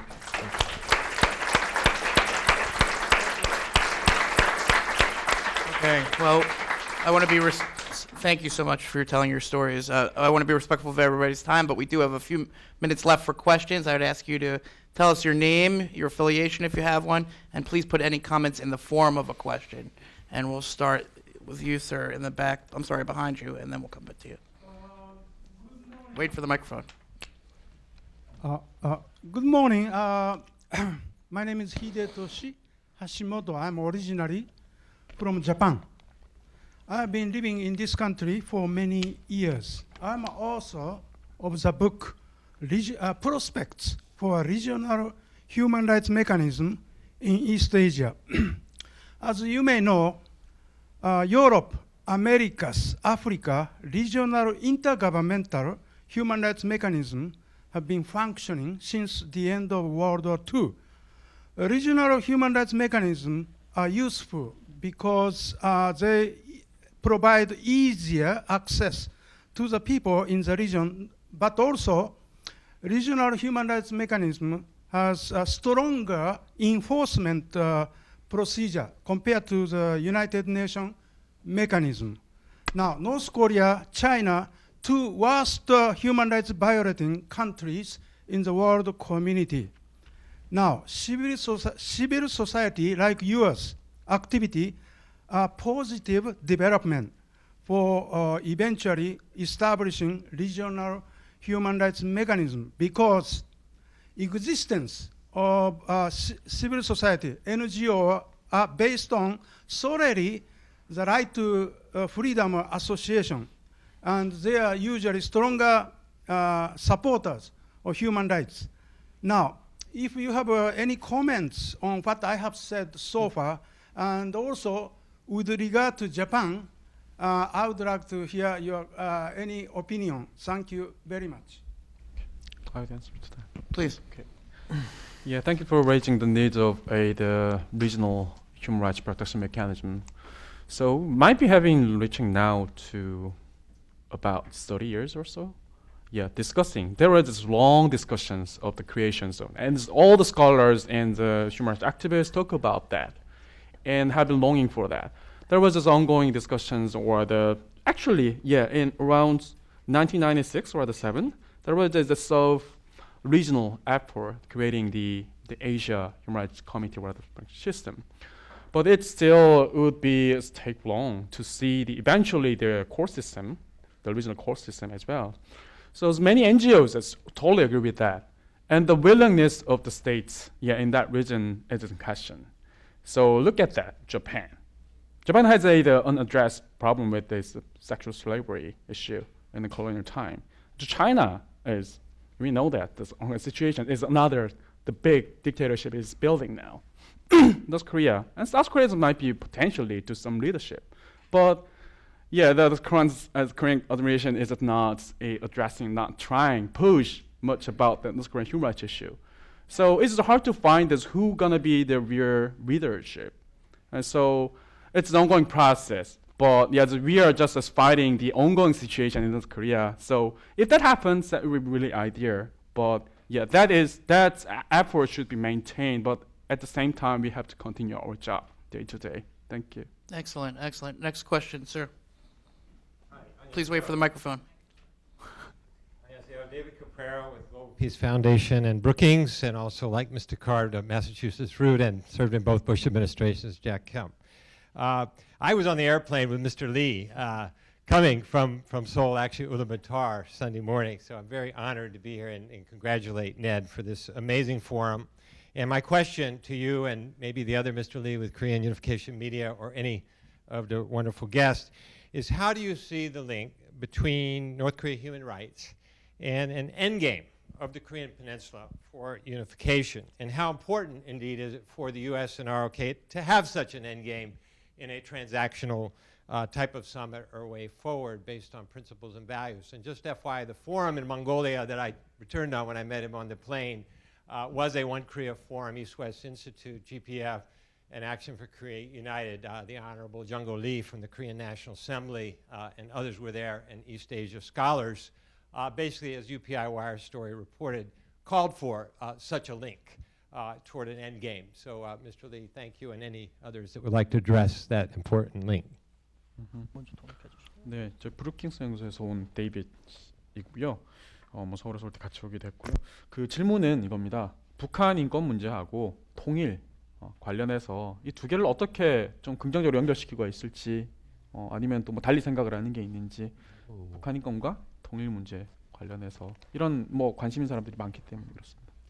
Well, for the unification, human rights is really important. Well, we have to think about unification, not only just for united country, not just only for political, the same political, same land and same people, same society. Well, for what? For it has to be for people. It has to be for their lives. Unification has to be for people on the Korean Peninsula, including South Koreans, including North Koreans. So, and we have to think about that. The unification now in my country. I mean, progressive and conservative, and they keep saying the unification for 70 years. But no one talk about human rights for people. Human rights issue, and then also unification issue in North Korea has to be like politicized. Human rights as well. So I hope to see the leader in my country who is really, really working for human rights. At the same time, unification for people, not for their political interest. Excellent. 그 통일이라는 것은 이제 한반도의 통일이라는 것은 이제 영토적인 통일을 이제 이야기합니다. 그런데 In South Korea, when we talk about human rights, when we talk about unification, it is more like land unified. 그런데 중요한 것은 이제 사람의 통일이죠. 사람과 사람이 하나가 되는 것이 통일입니다. But in my opinion, the most important thing is this mini unification, the unification of the people. 통일과 인권이 이제 그 하나가 될 수 있는 기회가 있습니다. But we have an opportunity to bring unification and human rights together. 우리가 통일됐을 때 이제 북한 주민들을 만나게 되겠죠. We're going to obviously meet North Korean people if unification does happen. 북한 주민들이 남한 이제 주민들에게 묻습니다. Well, after the day happened, North Korean people ask South Koreans. 우리가 죽어갈 때 당신들은 뭐 했냐고 묻죠. Like Seong-ho said earlier, what did you do for me? How did you help this movement when I was in North Korea?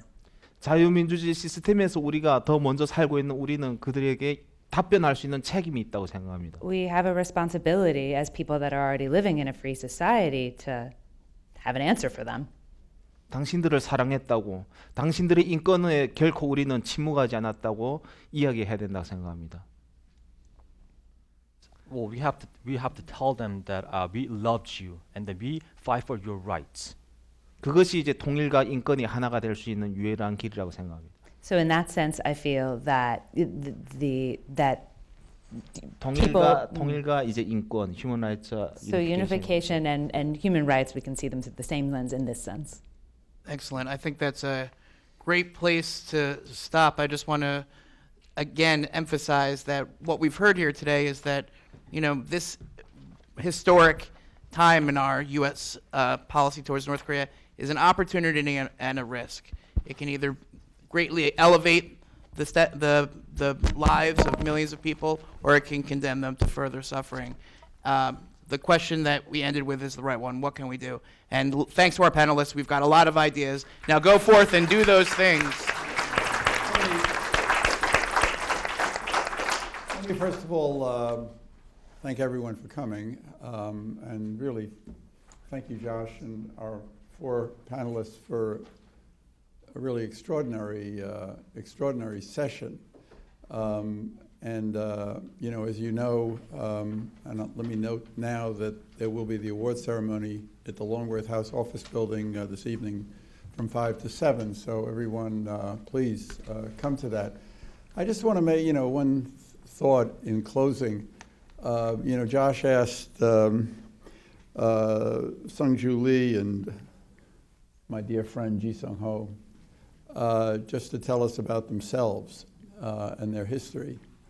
And it's, you know, it's quite extraordinary when you hear something like that. And I know there are a lot of people who, and even in South Korea, that worry, you know, what's going to happen if, you know, North Korea, if the regime falls, and they worry about whether the people of North Korea have been so injured by 70 years of this kind of a cruel dictatorship, even to the point where there's difference in height and weight between South Koreans and North Koreans, that the idea of their adjusting to life in a modern society is inconceivable, and they worry about what South Korea would have to do in order to pay for the rebuilding of North Korea. But when I see people like Seong-ho and Seong-ho Lee, and they tell their story, it just fills me with absolute hope for the future of the people of North Korea. Because if you can be where you are now from where you came, I think it's a kind of a miracle, and I think it should give us all the feeling that there is hope for North Korea, and in a larger sense, you know, really hope for our troubled world. So thank you very much.